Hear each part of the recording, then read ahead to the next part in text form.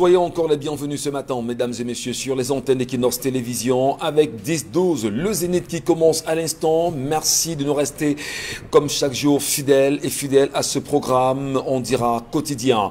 Que s'est-il réellement passé le 3 novembre dernier sur les antennes d'Equinox Télévision dans le cadre de l'émission Parole de femmes? Enfin, la vérité a éclaté.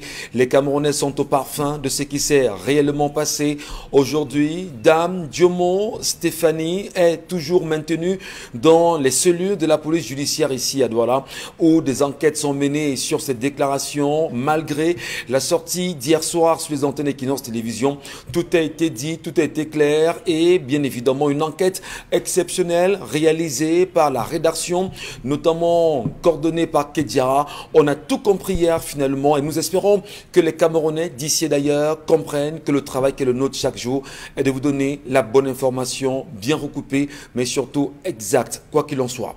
Bienvenue également à ceux et celles qui nous regardent très loin. Il faut le dire, nous avions eu la chance d'avoir Albert Nzongan, finalement, qui pour beaucoup, disent-ils, est terré quelque part, caché, parce que poursuivi par les forces de maintien de l'ordre.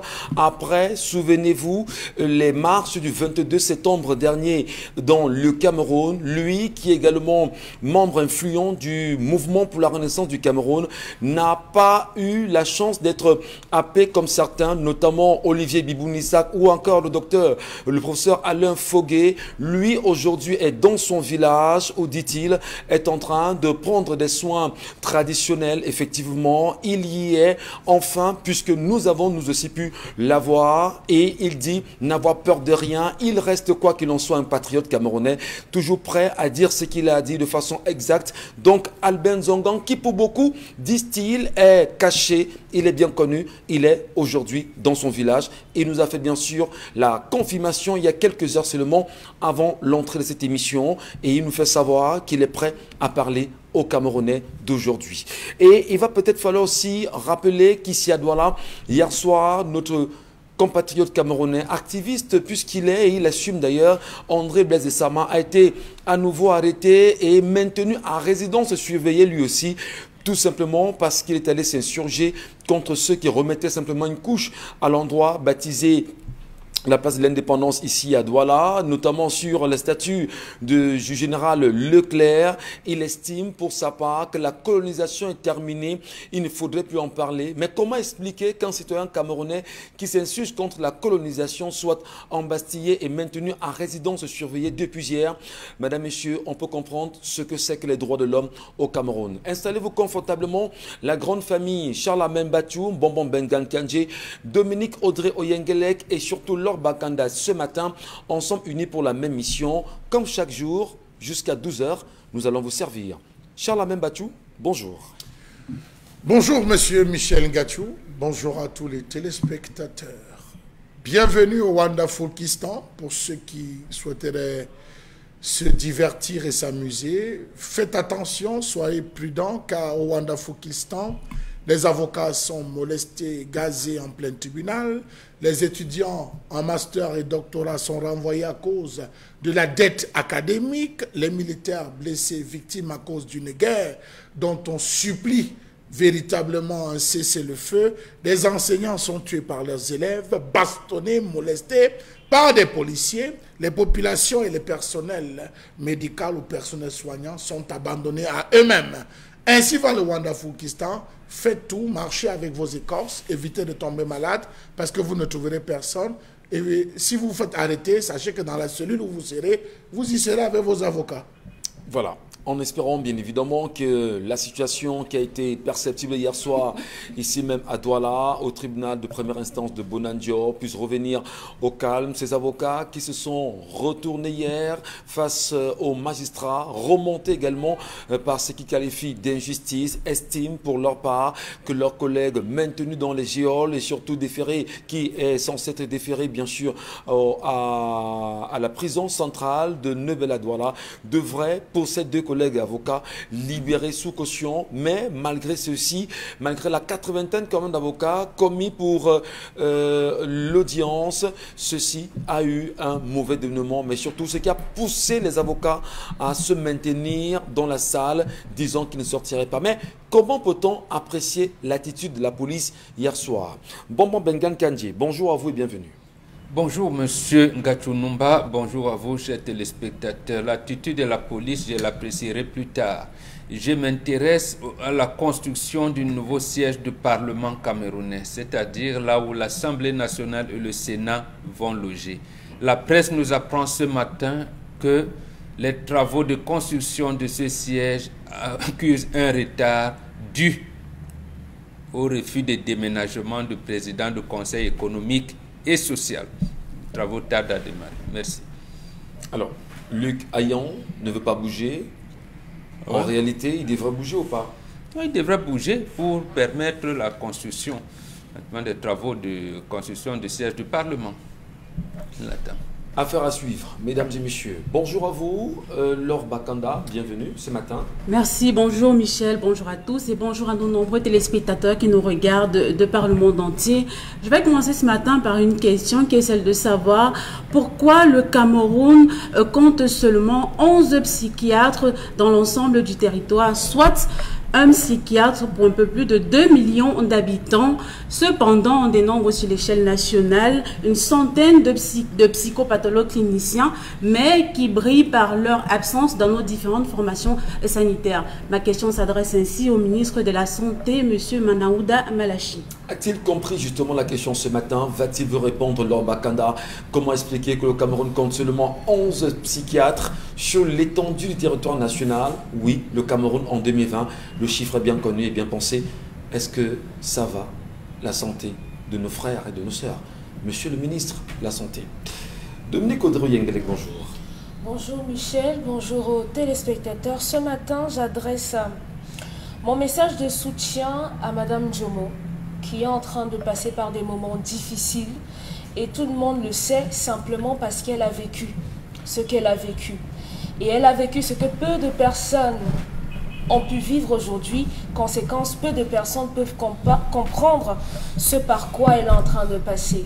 Donc, madame, malgré qu'aujourd'hui encore, on vous rappelle, on tue encore vos enfants devant vous, vous ne pourrez pas, malheureusement, accompagner ceux qui sont en dehors, qui ne peuvent pas aller à l'école. Mes souhaits de soutien, d'encouragement. Et on va bien évidemment le dire, la situation reste critique pour cette femme qui, au moment où nous entrons dans ce studio, nous avions encore l'information qu'elle est toujours là-bas au niveau de cette cellule où elle est gardée effectivement à vue pour exploitation. Mais l'exploiter pourquoi? Est-ce qu'elle aurait eu des propos désobligeants à l'endroit de quiconque? Est-ce que les faits énoncés sur le plateau de Parole de Femmes le 3 novembre dernier étaient des faits qui ne s'avéraient pas réels? Et effectivement, est-ce qu'elle a-t-elle incriminé quelqu'un? On a entendu justement ces reportages. Mais surtout, on va se poser les questions. Une femme est embastillée sauvagement. Une femme est retenue illégalement. Mais surtout, où sont les femmes pour libérer la femme qui est en ce moment dans cette prison? On en reparlera au courant de l'émission. Vous connaissez les plateformes, mesdames et messieurs. 10-12, le Zénith. Pour ceux qui nous regardent sur Facebook, vous avez également Equinox Télévision. Et à travers les nombreux sujets laissés ici, vous pourrez également nous laisser vos nombreux commentaires. On les lira pour ceux qui auront la chance d'être lus ce matin, comme c'est le cas tous les matins. L'histoire de ce jour, Dominique Audrey, il s'agit de quoi? Cette histoire nous vient du Mali avec un couple avec le monsieur cachotier, puisque c'est sa femme qui nous raconte l'histoire. Elle raconte que depuis le départ, son mari s'est avéré être un homme cachotier pendant sensiblement 10 ans de vie commune. Je veux dire que après 10 ans de mariage, ils ont 3 enfants à leur actif. Son mari et elle, ils n'ont jamais pu vraiment s'entendre lorsque les fins de mois arrivaient parce que son mari ne voulait pas lui dire exactement combien il touchait à la fin du mois. Conséquence, à chaque fois, c'était des tiraillements, elle posait des problèmes encore et encore et encore, et son mari ne les résolvait pas. Elle dit que ses parents sont arrivés à un âge où la vieillesse fait que constamment, il faut acheter des médicaments, il faut des perfusions, il faut des pansements, il faut des massages et tout. Et son mari ne réagissait également pas À côté de ça, même du côté de sa famille, son mari s'est avéré être un homme un peu trop radin. Il intervenait simplement quand les gens étaient malades, quand ils étaient alités quasiment aux portes de la mort, lorsqu'il y avait des deuils. Mais comme ça, spontanément, faire des mains levées, ce n'était pas le propre de son mari. Elle raconte donc qu'il y a 3 mois, elle a décidé que ça en était de trop. Elle a posé un problème. Il y a quelques mois, son mari, celui-là n'a pas voulu résoudre ce problème-là. Et elle lui a dit, aujourd'hui, c'est aujourd'hui. Ton salaire, tu vas me dire combien tu touches également. Auquel cas, tu n'iras pas au travail le lendemain et tout va se gâter ici dans la maison. Son mari de lui dire, ok, puisque tu veux impérativement que je te dise combien je touche, eh ben, je vais te donner le chéquier avec le montant de mon salaire. Tu vas aller endosser ce chèque. Mais sache que après avoir endossé le chèque, tu vas payer les frais de loyer et tu vas me donner mon argent de transport et mon argent de déjeuner qui, après évaluation, donne sensiblement 30 000, oui, parce qu'il consomme 500 par jour et 500 pour le transport. Donc, à raison de 1000 francs par jour, il a demandé à sa femme de lui donner 30 000 sur l'argent qu'elle allait toucher. Et le reste, elle devait s'en occuper. Loyer, argent de baigner des enfants, câbles, électricité, eau, coiffure, main levée, gna gna. Donc, depuis 3 mois, cette femme qui nous écrit dit qu'elle étouffe. Elle étouffe parce que l'argent que son mari l'envoie toucher ne lui permet pas de subvenir à tous les besoins. Elle dit qu'elle a l'impression que ce que son mari lui demande, le chèque que son mari lui remplit, n'est pas en réalité le montant de son salaire. Elle a l'impression que son mari l'a trompée en lui donnant cette maudite somme-là, dont elle aimerait savoir comment faire, parce qu'aujourd'hui, à 3 semaines, elle n'a plus de quoi faire à manger à la maison. Lorsqu'on l'appelle parce qu'il y a une situation, elle n'a pas de quoi gérer son problème. Comment faire que son mari augmente l'argent? Il faut que son mari augmente l'argent. Elle n'arrive plus. Ah mais non. Ben, est-ce que l'homme devrait tout dire à la femme? Non, attendez. Vous êtes heureux. Vous n'arrivez même pas à cacher votre joie, Michel Gachou. Moi, je ne comprends pas. Comment les femmes sont graves à nos jours? Qu'est-ce qui peut expliquer que madame, votre mari a un salaire, il prend son salaire, il gère la famille. Vous estimez que vous n'êtes pas satisfaite par ce qu'il vous donne ou par la gestion de son salaire. Il vous dit, il n'y a pas de souci, je vous donne le OK, allez prendre mon salaire, donnez-moi juste de quoi me mouvoir et de quoi déjeuner. Ouais. Ben maintenant, vous gérez. Mais quand vous gérez 3 mois, ça ne marche pas. Vous venez lui dire, je n'en peux plus, mais gérez, c'est vous la femme, non? Alors, peut-être Laure Bakanda, elle pourra peut-être nous donner son point de vue sur la question. Mais est-ce que c'est raisonnable, à un moment donné, que la femme veut tout faire pour savoir forcément combien touche son mari? Vous me direz forcément oui, comme toutes les femmes. Il faut qu'on sache oui. Mais ne croyez-vous pas quand même qu'est-ce qu'on peut appeler ici des éléments de souveraineté quand même? Le salaire de l'homme peut être souverain. Il peut ne pas forcément tout vous dire parce qu'il sait comment il gère l'or. Déjà, Dominique ne m'a pas dit si la femme, elle travaille ou pas. Non, elle est femme au foyer. Elle est femme au foyer. Déjà, ça pose un problème. Je comprends pourquoi elle étouffe. Mais pour répondre à ta question, Michel Ngachou, oui, c'est normal qu'un homme dise à sa femme combien est-ce qu'il touche. Parce que le mariage, c'est la complémentarité. Quand tu épouses une femme, tu l'épouses avec tout ce qui va avec. Donc, pour mieux gérer le foyer, on a souvent tendance à dire que la femme, c'est le ministre de l'Intérieur. Donc, c'est la femme qui prend, généralement, qui s'occupe...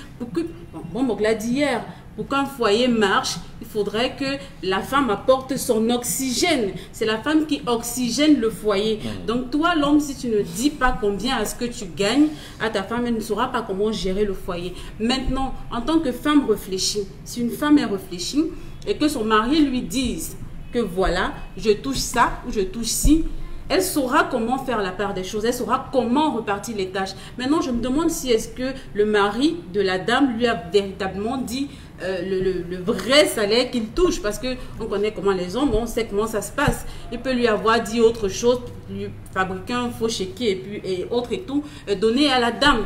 Moi, ce que je demanderais aux femmes désormais, pour pas que ce genre de situation arrive, c'est d'elles-mêmes être indépendantes financièrement. C'est-à-dire que de sortir, gagner son pain quotidiennement, essayer de faire quelque chose. Si elle ne peut pas travailler peut-être dans un bureau, elle peut créer une activité Étant femme au foyer, ça se fait désormais. Oui. Les femmes sont désormais des femmes dynamiques et entreprenantes. La femme doit entreprendre pour ne pas avoir à subir ce genre de pression. Alors, mais femme... dans le cas échéant, Laure Bakanda, dans le cas échéant, elle a pris quand même l'argent de l'homme 3 mois après. Elle ne parvient plus à s'en sortir dans la gestion, dans l'organisation de la famille. C'est ce que je dis. Est-ce que c'est pas un comment dire ça? C'est vrai, peut-être vous semblez bien le justifier, mais est-ce qu'elle aussi se rend compte de la peine que peuvent avoir les hommes à gérer leur famille? Mais normalement, on ne fait pas fi de ça. On ne fait pas fi de cette peine-là. Mais c'est un peu difficile pour la femme aussi d'avoir peut-être aussi minime que ce soit ce salaire-là et gérer ses parents peut-être qui sont, elle a dit qu'avec avec l'âge, qui sont peut-être octogénaires, qui n'arrivent, il faut payer les médicaments de papa, payer les médicaments de maman, s'occuper du foyer, s'occuper de la maison, s'occuper du mari, s'occuper peut-être de la belle famille, donc peut-être de ses beaux-parents aussi. C'est quand même une charge énorme. Donc moi je pense que la femme, pour pallier à ce genre de situation, devrait elle-même aussi entreprendre pour ne pas subir ce genre de choses. Et c'est ce qui vous fait parler de complémentarité dans le couple, oui. L'homme est complémentaire Parce que si à la femme. femme apporte son petit pain quotidien et oui. que l'homme complète, je crois qu'il n'y aura pas ce problème. Très bien, merci beaucoup Laure Bakanda pour ses premières prises de parole sur la question ce matin. Dominique Audrey, vous également, est-ce que le problème ne serait peut-être pas sur la petitesse du salaire de l'homme qui fait en sorte que la femme se dise on a tellement de charges, on a un petit salaire, au point où même quand on l'envoie à la banque, elle a l'impression qu'on ne lui dit pas tout. Est-ce que son problème se situerait pas autour de la petitesse du salaire de son mari, de son mari? Non. Non. Le problème ici, c'est que malheureusement, les hommes ont des problèmes dans leur tête. Les hommes ne se rendent pas compte que même si vous touchez 10 000, dites à votre femme que vous êtes à 10 000 et maintenant la vie va se faire autour des 10 000. Les hommes qui ont tendance à cacher ou bien qui ont tendance à diminuer leur salaire, ça fait que la femme va toujours vous poser des problèmes parce qu'elle sait que il dit qu'il a 10 000, mais quand je dis que j'ai un problème de 30 000, il résout. Comment est-ce qu'il fait? Ce n'est pas bien. La notion de couple et de complémentarité, selon mon entendement, fait que même si vous êtes avec une femme et que vous touchez 1 million, ça ne vous oblige pas à lui donner les 1 million. On peut être dans un couple et vous touchez 1 million, mais je n'en ai cure.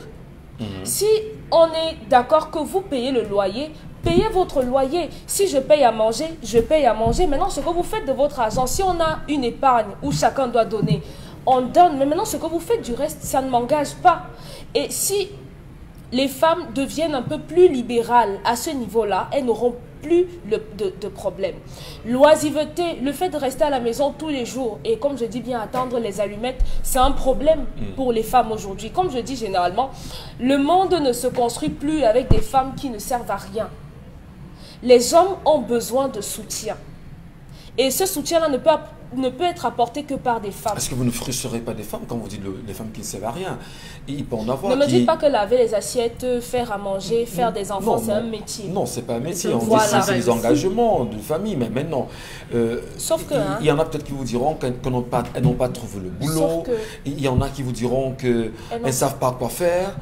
Est-ce que ce n'est pas l'occasion de dire, d'interpeller la femme en disant, comme Laure l'a dit, soyez plus entreprenants, vous les femmes?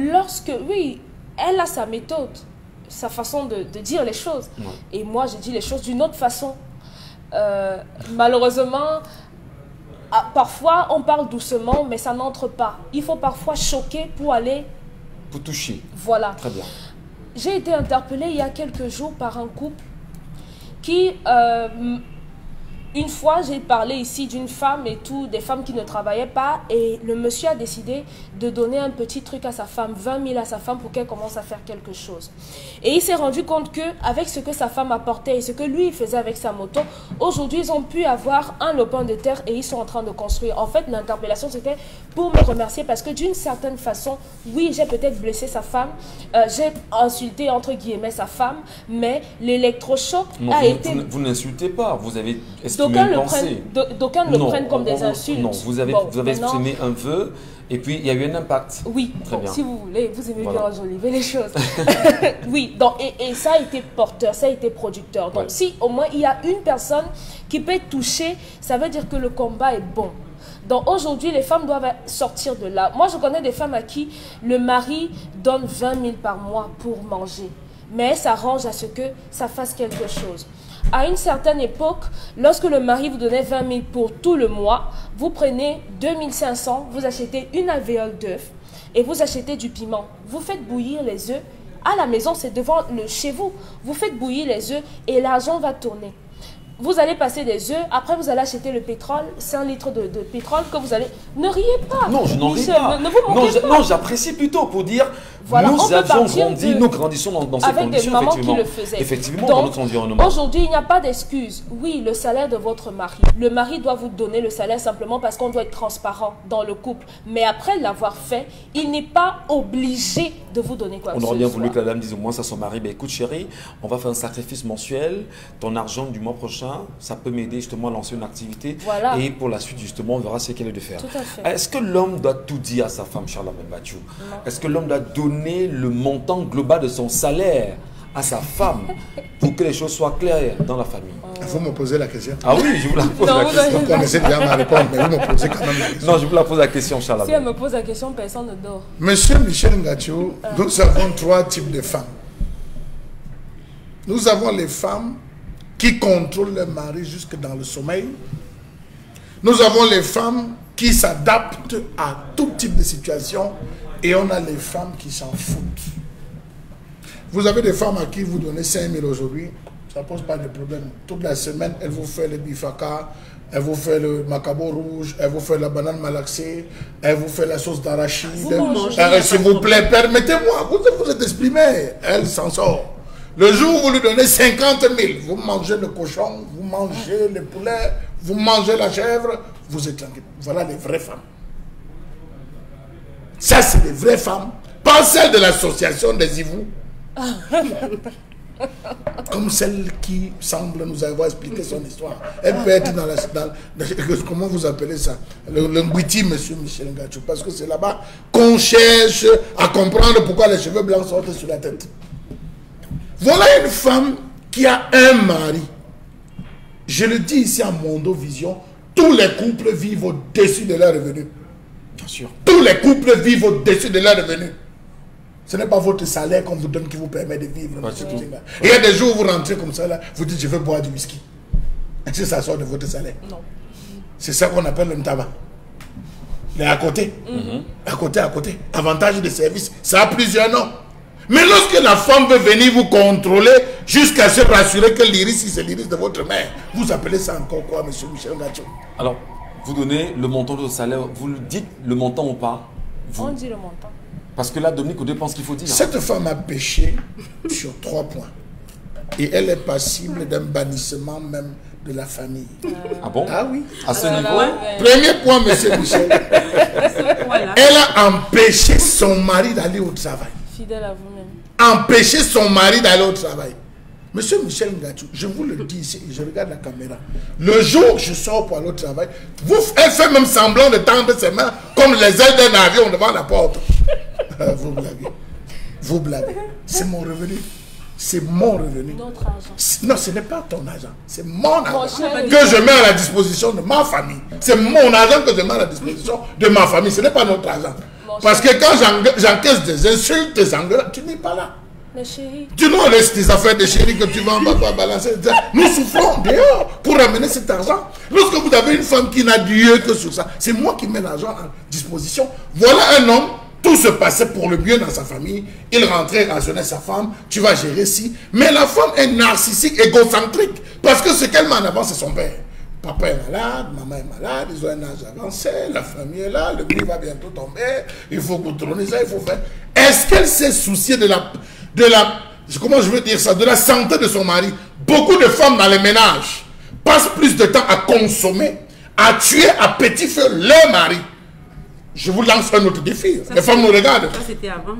Arrêtez-moi. Les femmes, combien de femmes demandent à leur mari, elle va prendre, tu as pris ta tension cette semaine. Mais l'homme a vous dit tu as pris ta tension. Non, monsieur Michel Mathieu. Vous dites que c'était avant. Monsieur Michel Mathieu.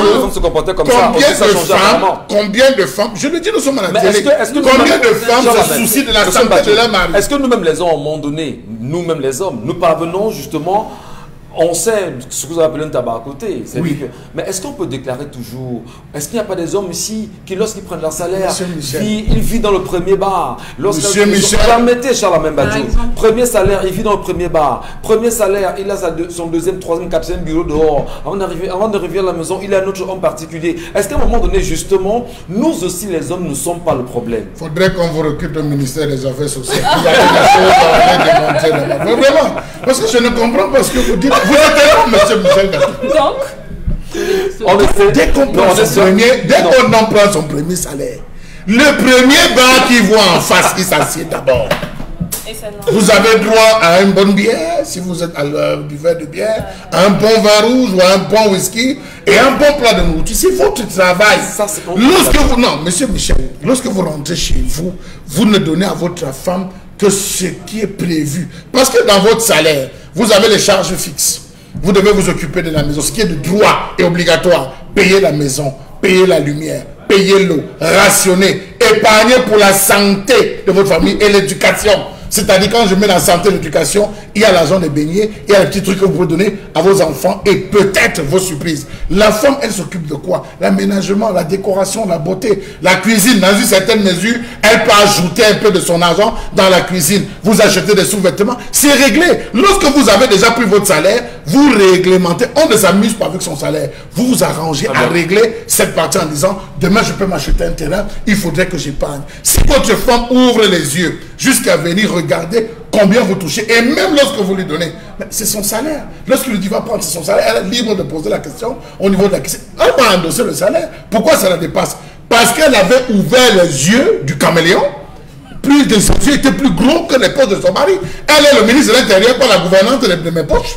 Merci beaucoup, Charles Mbadjo, de point de vue ce matin. Mais bon, Bengan, on parle bien sûr de complémentarité dans le mariage. On sait que la femme peut travailler, l'homme également peut travailler, et les deux peuvent s'associer. Regarder ce qu'ils ont généré mensuellement, s'organiser pour pouvoir au mieux planifier les dépenses.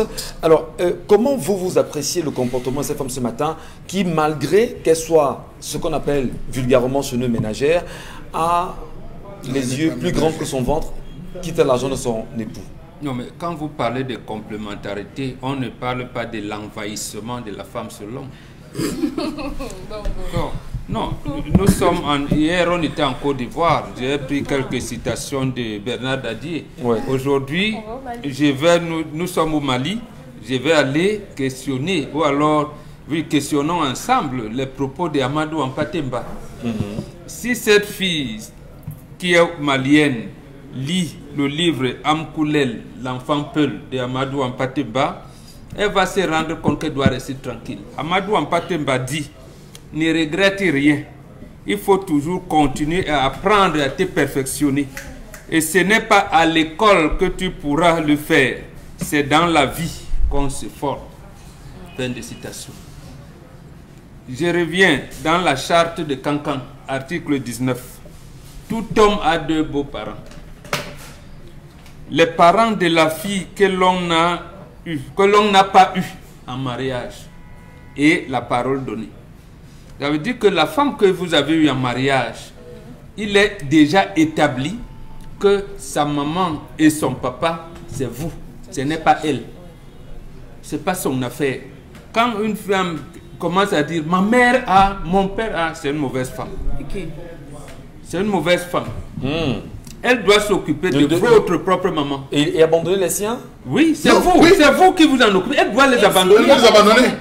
La femme doit grandir avec les idées de sa maman. Épouser celles de sa belle-mère. Et appliquer dormir avec ses idées et dormir, se réveiller avec celles de son mari. Qu'elle appliquera. Oui, oui, sans hésitation ni murmure. La femme se réveille avec les idées de son mari qu'elle a le devoir d'appliquer sans hésitation ni murmure.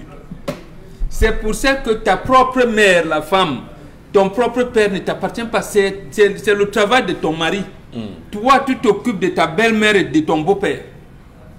Voilà comment c'est réglé. Donc, il faut voir ces choses-là de cette manière-là. D'accord. C'est pour ça que d'autres, certains qui ne comprennent pas, disent, mais ma mère, ta mère ne t'appartient pas. C'est ton mari qui s'occupe de sa belle-mère et de son beau-père jusqu'à leur enterrement. Même si ça avait 5 francs, si tu te dis, ça fait longtemps que tu n'as pas vu maman prendre, c'est à toi de t'organiser. Et on dit, ne regrette rien. On le dit alors. Amadou Ampatemba répète, ne regrette rien. Forme-toi non pas à l'école, mais dans la vie. Ça veut dire que c'est une femme qui est envieuse. Elle a peut-être un collègue de son mari qui est cadre, qui a des centaines de millions. Elle lorgne les yeux là-bas et tu ne sais pas ce que son mari... Contente-toi de ce que tu as et organise ça par une soldation. Est-ce que les femmes qui nous regardent ce matin ont pris On dit comment l'homme n'est pas obligé de dire, de décliner son salaire à sa femme. Il ne doit même pas. Il ne lui oblige. Oui, mais elle pose une question. Et si les deux travaillent, qu'est-ce qu'ils font? Chacun vit sa vie de son côté. Mais c'est l'argent de la femme qui appartient à son mari. C'est ça plutôt, c'est ça. Mais nous, l'homme a vécu avec... Les Bantous sont très tolérants. C'est-à-dire la tolérance qui a fait que, comme je m'occupe de ma belle-mère et de mon beau-père, ma femme commence à donner à sa maman derrière, au lieu de s'occuper de sa belle-mère. Donc en réalité, on a toléré, bon, on a laissé faire, mais ce n'est pas ça la règle. En réalité, la femme ramène son salaire à la maison, donne à son mari, pour qu'il ait donné à sa belle-mère, je ne comprends pas. Et depuis quand c'est l'homme qui gère le foyer? Monsieur Michel Ngatiou. Écoutez un peu. Depuis quand c'est l'homme qui gère le foyer? Nous sommes en Afrique, on sait comment ça se passe. Est-ce que l'homme, quand il y a deuil dans une famille, est-ce que c'est l'homme qui va dans ce deuil? Est-ce que c'est l'homme qui assiste généralement au mariage, dans des mariages, dans des cérémonies traditionnelles? Est-ce que c'est l'homme qui achète les pagnes du deuil? Je crois que tout ça, tout ce qu'on dit là, c'est bien beau. Mais dans combien de foyers on voit des hommes aller s'occuper de leur belle-mère ou de leur beau-père ou de leur belle-sœur? C'est toujours la femme qui prend sur elle de s'occuper de tout le monde. C'est-à-dire de sa belle famille, de ses propres parents à elle, peut-être des belles-sœurs, des petits frères de son mari, petites sœurs de son mari et autres et tout. Mais ce n'est jamais l'homme qui va le faire. Il n'a pas le temps pour ça. Généralement, c'est ce qui se passe dans les foyers. Non, voilà ce qui devrait être fait. En 30 secondes. Derrière chaque grand homme se cache une grande femme. Vous avez commencé à dire l'Organisation des Nations Unies vous a menti. On vous a dit, non, ne dites jamais derrière, il faut être à côté. Maintenant, on vous a mis à côté, vous êtes devant. C'est-à-dire, à peine un deuil s'annonce dans votre famille biologique, vous n'écoutez pas, vous ne savez pas comment l'homme est en train de réfléchir, vous dites, moi je vais demain, hein. Moi j'ai déjà commencé. Ça ne se fait pas comme ça. Et c'est la tolérance de l'homme bantou justement qui a fait que vous prenez cela aujourd'hui comme référence alors que c'est ça qu'il faut bannir. Allez, on va peut-être, on va s'arrêter là pour l'instant. On va revenir à la suite justement. Oui, Charles, mais on en reparlera. C'est vrai que vous avez beaucoup à dire. Vous avez à dire justement sur la question. Merci à vous, madame, messieurs. L'homme doit-il dire ou donner le montant de son salaire à sa femme? Non. Bon, dit non. Non, j'ai dit par principe non. Mais certains hommes, on ne les condamne pas pour l'avoir fait. Voilà. Mais tu ne donnes pas. Tu peux dire que je gagne 100 francs, mais tu n'es pas obligé de dire. Voilà.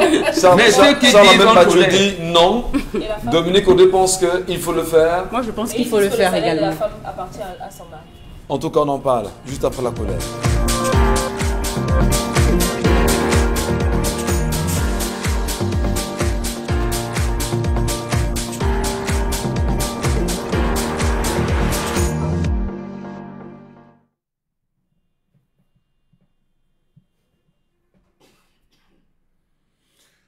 Je m'interroge ce jour sur la question de la hausse des impôts concernant les droits d'assises à taux général de 25% pour les meubles et ouvrages en bois dans le futur projet de loi 2021. L'État du Cameroun ayant les caisses à sec du fait d'une corruption et des pillages à ciel ouvert, malgré la pression de la dette extérieure et intérieure, a opté désormais ratisser large pour avoir beaucoup d'argent. Après l'opération foireuse de la taxe sur les téléphones et terminaux numériques, il envisage, l'État, de décourager l'importation de meubles en bois, fleurs, cul-dents, à travers une hausse d'impôts.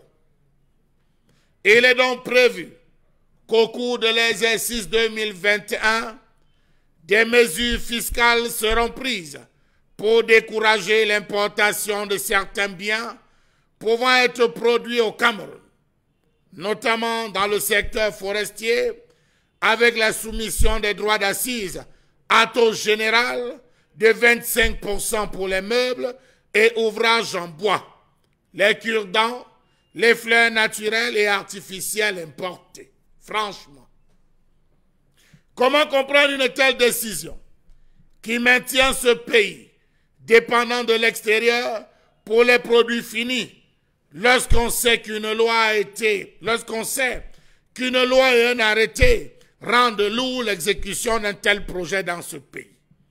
La loi numéro 2013/004 du 18 avril 2013 fixant les incitations à l'investissement privé qui encourage la production et la transformation locale à travers des incitations administratives et fiscales, tandis que l'arrêté numéro 366 du 19 novembre 2013 précisant les modalités de mise en œuvre des avantages fiscaux et douaniers de la dite loi instaure un système protocolaire extrêmement lourd qui annule cette disposition dans la mesure où il conditionne les bénéfices de ces mesures incitatives par la signature d'un accord avec le ministère des Finances.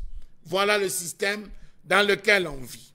Savez-vous qu'au premier trimestre de cette année 2020, le Cameroun a dépensé 190,6 milliards de francs CFA pour importer 1 89 801 tonnes pour ce type de biens. Les meubles en bois, 2161 tonnes, ont coûté 1,4 milliard de francs CFA, bien pouvant être produits localement pourtant. Savez-vous que 800 000 mètres cubes ont été exportés entre octobre 2018 et septembre 2019? Est-ce que le Cameroun dispose, au moment même où on se prépare à prendre cette décision de la hausse des impôts, des SAR et SM qui sont en plein dans le viseur et à la lumière, permettant aux Camerounais de pouvoir se procurer des produits de bonne qualité? Est-ce que les différentes régions ont des salons du bois? Est-ce que ce pays en lui-même a pris sur lui de mettre sur pied des mécanismes de vulgarisation de patrimoine, de notre patrimoine forestier?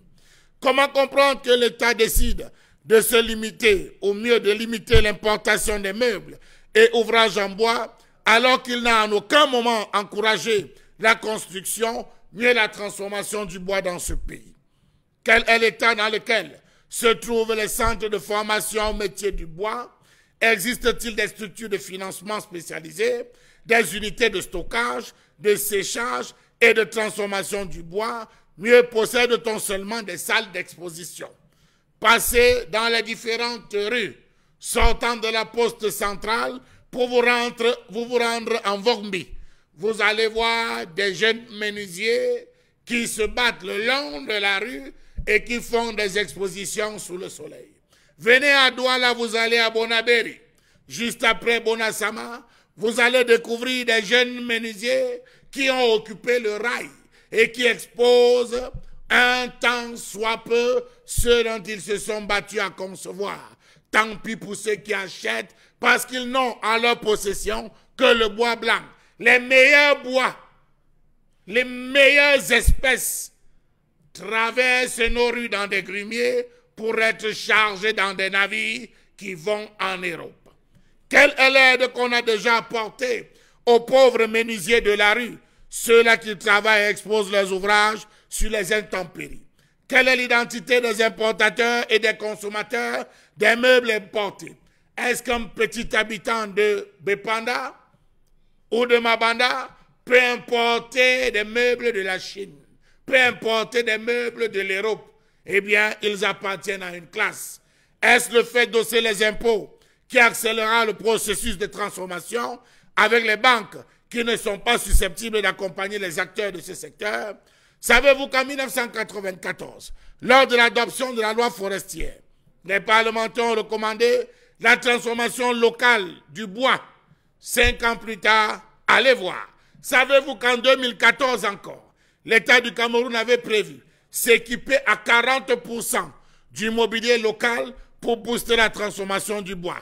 Mais hélas, les vieilles habitudes ayant la peau dure, il a continué, l'État, à s'équiper auprès des entreprises étrangères, histoire de conserver les liens séculiers d'amitié. 6 ans plus tard, RAS. Chaque ministre qui arrive dans ce pays transforme son bureau à son goût, à la hauteur de ce qu'il pense. D'ailleurs, souvenez-vous qu'au niveau de l'Assemblée nationale, tout un élu avait acheté une chaise au dos massant à plus de 50 millions. Une chaise qu'on branchait, chaise spéciale, qui en même temps massait, réchauffait, reconditionnait le corps. Juste un élu de cette République. Souvenons-nous de ce ministre actuellement en prison qui avait transformé son bureau, à peine avait-il été nommé, à hauteur de 200 millions de francs CFA parce qu'il estimait que son corps interagissait avec certains types d'essence du bois qu'il avait importé de Chine. Conséquence, les meubles importés des pays comme la Chine, l'Europe, les États-Unis, l'Allemagne se portent bien au Cameroun. Même si on pense à une hausse, c'est une hausse de 25% virtuelle parce qu'on sait qu'au niveau de la douane, il y a des passe-droits, il suffit d'avoir le bon badge.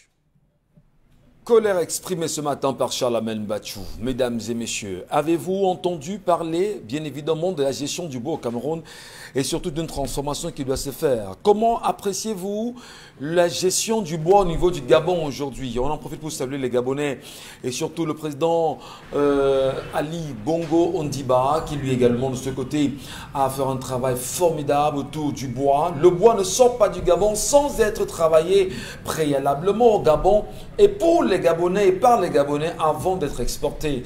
Comment ça se passe au Cameroun aujourd'hui? Et si on jetait un petit coup d'œil également dans d'autres pays d'Afrique, comment gère-t-il le bois là-bas? Le Cameroun qui fait partie des pays et reconnaît-on comme le poumon, le deuxième poumon justement de la planète, passons par ici du bassin du Congo également, avec la grande réserve de bois aujourd'hui, les Camerounais peuvent-ils se dire au regard de la gestion du bois qu'ils peuvent en profiter malgré ce droit d'accise de 25% porté bien sûr sur les meubles et les ouvrages de bois en 2021?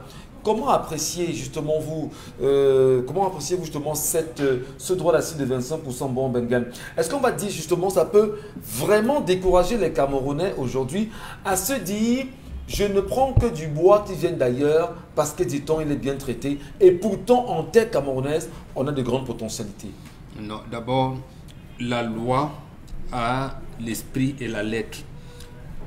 Pour comprendre la question que vous me posez, il faut revenir à l'esprit.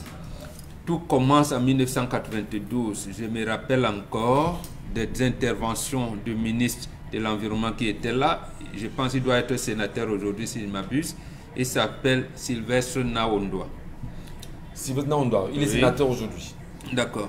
Lorsqu'une loi est votée qui interdit les exportations, les gens avaient pensé à tort qu'on cherchait à développer l'industrie du bois localement. C'était faux, j'ai bien dit à tort. Et qu'est-ce qu'on a vu? On a vu les généraux, les ponts du régime, les hauts gradés de l'armée, les colonels, se lancer dans l'exploitation forestière. Et pétiner la loi et exporter les bois. C'est les mêmes gens qui ont les moyens, puisqu'ils ont les moyens, ils ont l'argent.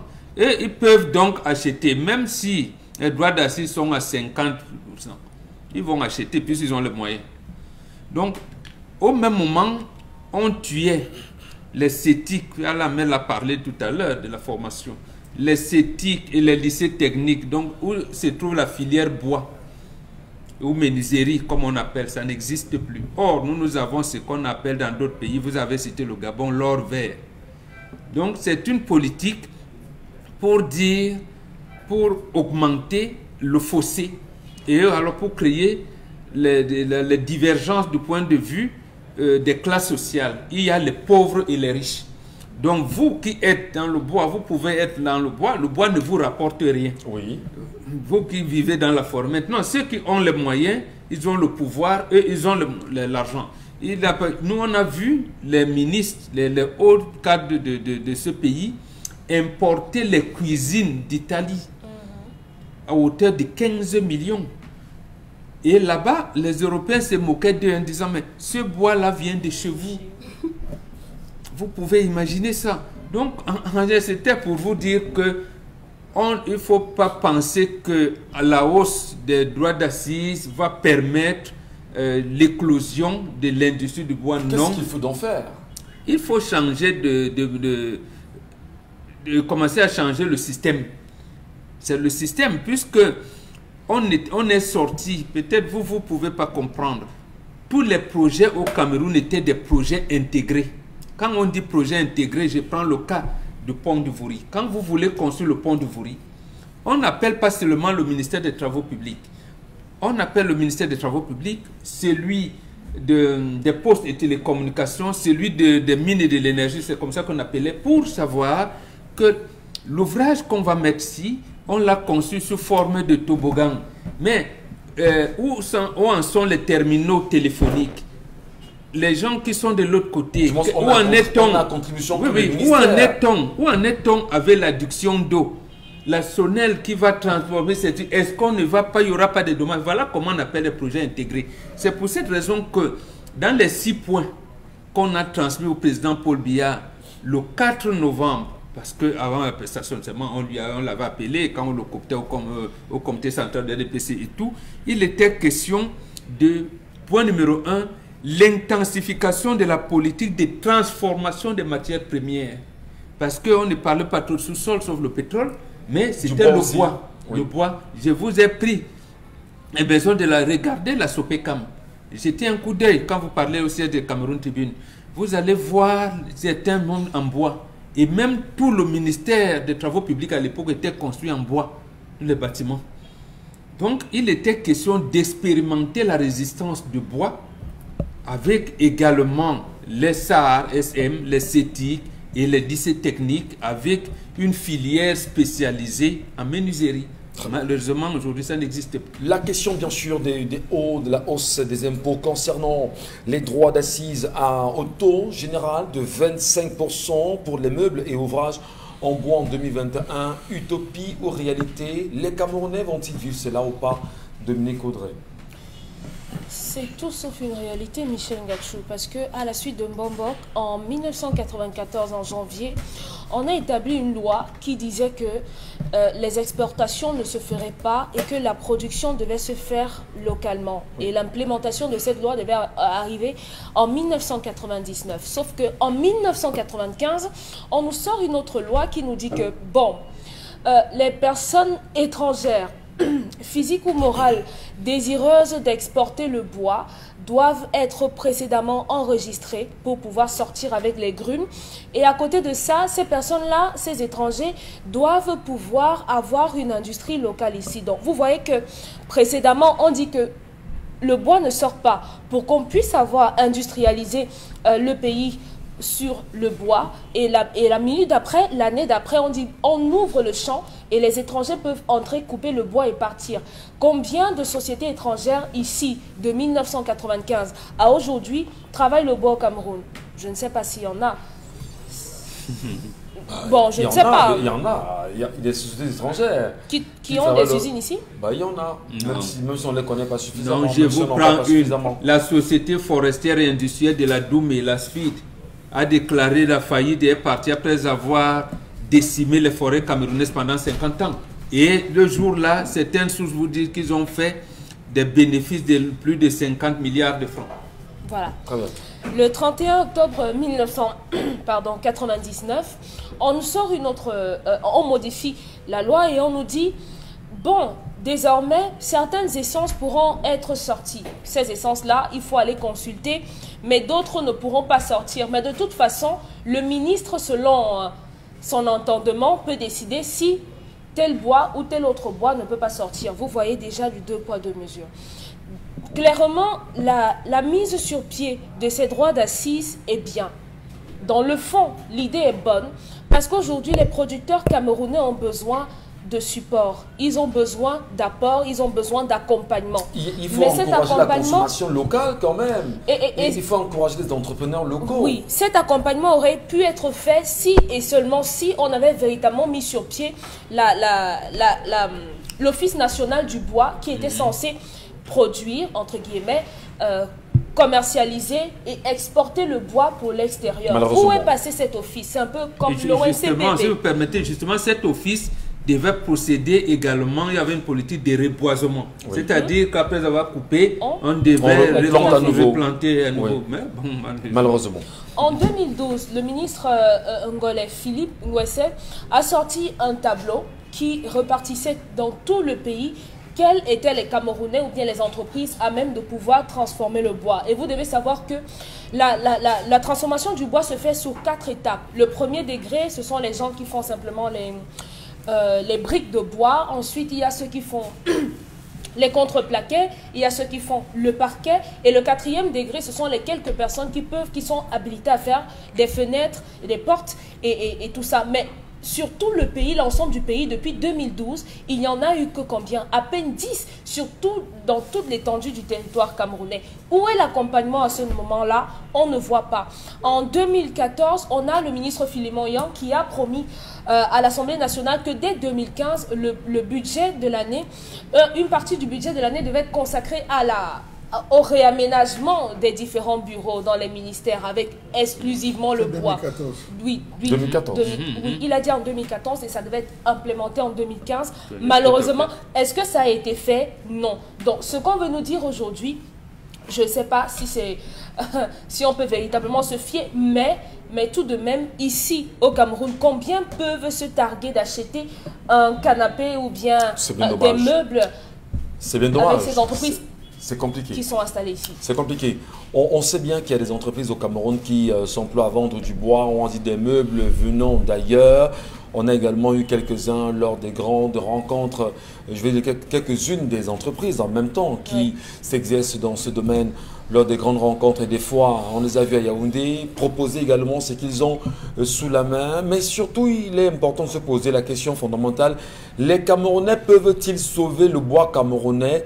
Les Camerounais peuvent-ils sauver le bois coupé au Cameroun et ces grumes qui chargent ou traversent des milliers de kilomètres pour sortir du Cameroun? Les Camerounais peuvent-ils décider justement de transformer le bois au Cameroun et de donner du travail aux Camerounais à partir du bois? Si Paul Biya nous écoute ce matin, chef de l'État, président de la République, hautement respectable, nous souhaitons justement que cela soit fait. On en reparle.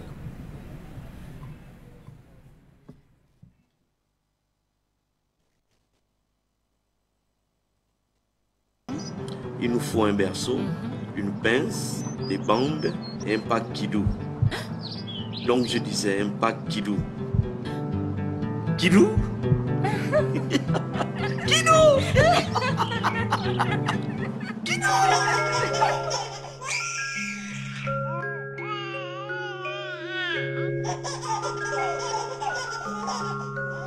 Avec Kidou, tout est doux. Bonjour les enfants! Bonjour les... Qui peut me dire quel est le secret pour lutter efficacement contre les bactéries et rester en santé au quotidien? Inès. Moi, mon secret, c'est mon savon antibactérien Bactol. Bactol? Oui monsieur, depuis que j'utilise Bactol, je suis protégée contre la teigne, la gale et même les démangeaisons. Le savon antibactérien Bactol garantit une santé de fer à toute la famille. Bactol pass from my body to my hands. Bactol pass from my body to my hands. Avec la gamme Bactol, dites enfin adieu aux microbes. Bactol, mon partenaire santé au quotidien. Bactol.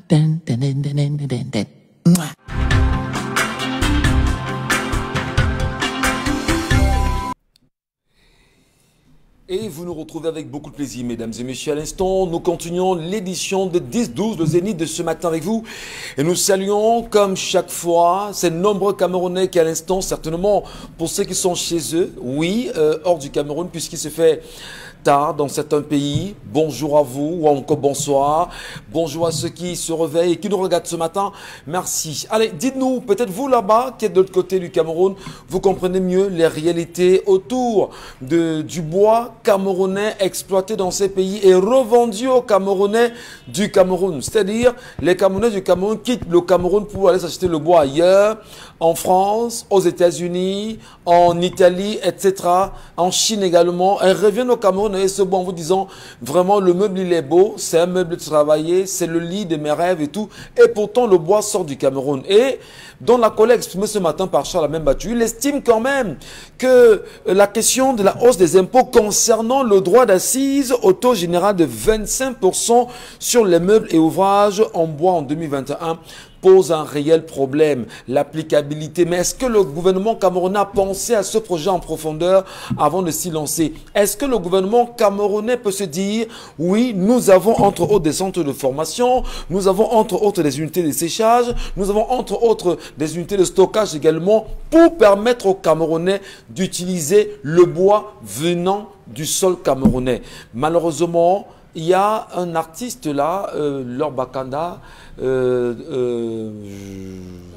non pas Longue, animateur de radio, de télévision d'ailleurs sur les antennes chaînes nationales, Folie d'Iran, voilà, qui est revenu également sur une chanson qui avait trait à cela et qui s'est digné du fait que chaque jour, il voyait du bois sorti de son pays, mais il se demandait quels sont les retours.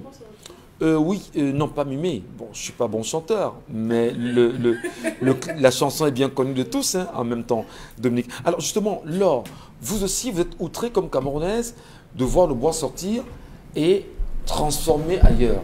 Maintenant, on voudrait que ça revienne au Cameroun. Et l'État dit, on va mettre les droits d'assises à 25% de taux. Vous croyez que c'est un projet qui peut marcher ou pas? Si cette mesure est effective, ce sera une grande première au Cameroun, Michel Ngachou, parce que l'importation de ces biens pouvant être localement produits au Cameroun engloutissent plus de 10 milliards de francs CFA au Cameroun. A priori, ce sont des mesures fiscales qui sont là pour protéger l'industrie du bois, mais cela est souvent insuffisant car les acteurs de la filière précisent que le gouvernement lui-même devrait utiliser ce bois-là pour encourager les industries locales. En faisant quoi? C'est le gouvernement qui doit... Qu'est-ce que le gouvernement doit faire? Oui, il faut encourager l'industrie locale, ça c'est clair. Est-ce que le gouvernement ne peut pas dire le bois camerounais ne sort plus du Cameroun, par exemple? Par exemple? C'est une proposition. Oui, c'est une des propositions qu'il faut faire. Parce que l'importation de ce bois-là nous coûte cher, Michel. Si ce gouvernement lui-même utilisait ce bois-là à bon escient, je crois que Mbamboka dit tout à l'heure qu'il y a des hauts placés du gouvernement qui font importer des cuisinières à plus de 15 millions de francs CFA. C'est quand même énorme. Je crois que si on utilisait notre propre bois, parce que les cuisinières qu'on va acheter de l'autre côté, c'est utilisé avec notre propre bois. Alors que si on les meubles en réalité, hein, les meubles en général, oui. Le bois vient de l'Afrique et du Cameroun aussi. Pourquoi aller les acheter à l'extérieur alors qu'on peut encourager les industries locales ici et puis les fabriquer et utiliser nous-mêmes notre propre bois? Mais bêtement, la question est posée. Est-ce que vous, au moins, dans votre environnement, vous avez pu identifier des jeunes qui utilisent du bois et l'utilisent à bon escient? Avez-vous des compétences dans votre environnement? Vous en connaissez au moins? Oui, mais quand même beaucoup. Il y a des jeunes menuisiers qui... Charles Amel l'a dit tout à l'heure, il suffit juste de sillonner les rues. On va voir des jeunes menuisiers qui utilisent le bois du Cameroun et qui vendent bellement bien leur art. Alors, mais malheureusement, on les a réduits à la paupérisation, c'est-à-dire qu'ils ne peuvent pas livrer une commande publique. Ils n'ont pas de carte de patente, n'ont pas de carte de contribuable. Et on a fait ça exprès. L'erreur n'est pas l'erreur ne revient pas à ces menuisiers du quartier là. L'erreur vient au fait qu'on n'a pas voulu créer des industries de bois dans le pays. Alors justement, Laure Bakanda, peut-être pour finir rapidement, Charles a même battu tout à l'heure dans la colère, l'a exprimé, et pense que même s'il y a ce droit d'assise porté à 25% sur les meubles et les ouvrages en bois en 2021, il y a quand même il y a une porosité au niveau des frontières avec la douane qui peut encore s'en servir. Au lieu de tout faire pour respecter les 25%, la douane peut se servir plutôt. Ben, il ne suffit pas seulement de promulguer une loi et puis de l'appliquer. Il faut un suivi, Michel. Il faut un suivi de ce côté-là. Si on promulgue, si on met sur pied une loi, il faut bien qu'on le suive pour que ce genre de choses n'arrive pas. En tout cas, peut-être il va falloir interpeller la Direction générale des impôts, la Direction générale de la douane camerounaise à veiller effectivement à ce que ceci soit applicable. Mais au-delà quand même, Charles a même battu, peut-être pour mieux comprendre cette question sur la hausse des impôts concernant, vous l'avez très bien dit, ces droits d'assises ce matin porté à 25% sur les meubles et bois en 2021. Est-ce qu'on va dire que le Cameroun est à la traîne comparativement à des pays comme le Gabon aujourd'hui, où il y a quand même une bonne gestion du bois comparativement à d'autres pays dans la sous-région Afrique centrale, pour ne citer que ce cadre-là. Même si on sait qu'au niveau du Congo, le Cameroun semble être une base arrière du bois congolais qui passe par des frontières pour sortir. Qu'est-ce qu'on peut faire véritablement pour sauver le bois camerounais et sauver l'entrepreneuriat camerounais autour du bois? La première personne qu'il faut sauver, c'est le consommateur camerounais. C'est d'abord le consommateur camerounais parce que c'est lui qui va encore casquer tout ce qui est pris comme mesure au niveau national, à l'échelle supérieure, se répercute toujours sur le pauvre. On va taxer les meubles, on va dire le bois. Le cuir-dent est fait de bois. Bien sûr. Vous achetez la boîte de cuir-dent aujourd'hui à combien? 100 francs. Lorsqu'on va taxer à 25%, cette boîte va vous revenir à combien? 125. Quelle est l'usine de fabrication des cuir-dents au Cameroun? Où est l'usine de fabrication des pinces à bois? Vous savez que dans tous les villes, on utilise les pinces à bois, ce n'est pas les pinces plastiques, ce qu'on tient les habits, les pinces en bois. C'est chez les vêtements. Ah oui, on utilise les pinces à bois. Charles Lamel, je te coupe pas. Lorsque Clinton a fait ce qu'on appelle la Goa chez eux, les Camerounais sont allés à une foire à Pennsylvanie. Oui. Il y en a un des Américains ont vu justement ces cintres en bois. Ils ont fait passer une commande de 2 conteneurs de 40 pieds. Des cintres en bois. Oui. Et non des pinces en bois. Parce qu'il y a des cintres également. Oui, les cintres et les pinces en bois. J'enchaîne. Oui, effectivement. Ils n'ont jamais été livrés jusqu'aujourd'hui. Ça date depuis 2000. Ils ont passé une commande, ils ont payé. Au Cameroun, il n'y a pas d'industrie qui va les livrer ces pinces et ces cintres en bois. Nous avons des tables à repasser. Des tables à repasser en bois. Vous avez quelle usine de fabrication? Et des culs-dents, et des pinces en bois, et des tables en bois, et des peignes en bois. Avec le bois, on obtient tous des plats en bois. Monsieur Michel, il n'en existe pas. Je pense que pour se lever, vous avez déjà mangé avec une cuillère en bois? Bien sûr. Ou une fourchette en bois? Oui. À Baganté. Vous avez ressenti, parce que ça, c'est des ustensiles qu'on utilisait chez nous, les Bantous en Afrique. Vous sentez la différence qu'il y a entre l'utiliser et une cuillère en argent, monsieur Michel. Alors, le gouvernement ne met pas en place ces mesures incitatives, mais se bat néanmoins à vous dire que bon, on va aussi pour éviter, vous voyez le gros. Descendez au détail, c'est moi qui dis que Jean-Michel Cancan le commerce de détail. Regardez, descendez, vous allez vous rendre compte que tout va littéralement exploser sur le marché. Le bois qu'on va devoir revendre, la jeune fille qui va acheter ce bois, elle va payer à combien pour faire ses tables blanches? Pour faire ses tables blanches, elle va payer à combien ces tables blanches? Le menuisier qui va l'acheter le bois, tout cela va augmenter et va les permettre. Vous avez le deuxième fait, monsieur Michel Ngachou. Dans les années 90, Mbalmayo tenait la palme d'or en termes de production de bois. Il y a eu plusieurs sociétés qui se sont installées dans cette zone de Mbalmayo pour faire dans le bois. Ces entreprises ont littéralement fermé, je dis littéralement fermé, jusqu'à ce jour. Monsieur Michel Ngachou, on s'est battu ici plus à donner des unités. Comment vous appelez ça quoi? Des unités forestières d'aménagement, des unités forestières d'aménagement que des UTB, des unités de transformation du bois. Si vous passez plus de temps à donner des unités forestières d'aménagement, les UFA, on passe plus à des unités, sans les unités de transformation du bois. Comment voulez-vous qu'on le fasse? C'est à l'État de prendre les mesures. Oui, pour 2021, il faut aménager, il faut voir, il faut se projeter, mais qu'on commence par donner les unités de transformation de bois. Au Cameroun, nous n'en avons pas. Ce que vous dites est tellement pertinent, Charles Bachou, qu'on peut aller plus loin. On a vu récemment ici des chefs des localités revendiquer ce qu'on appelle la redevance forestière annuelle.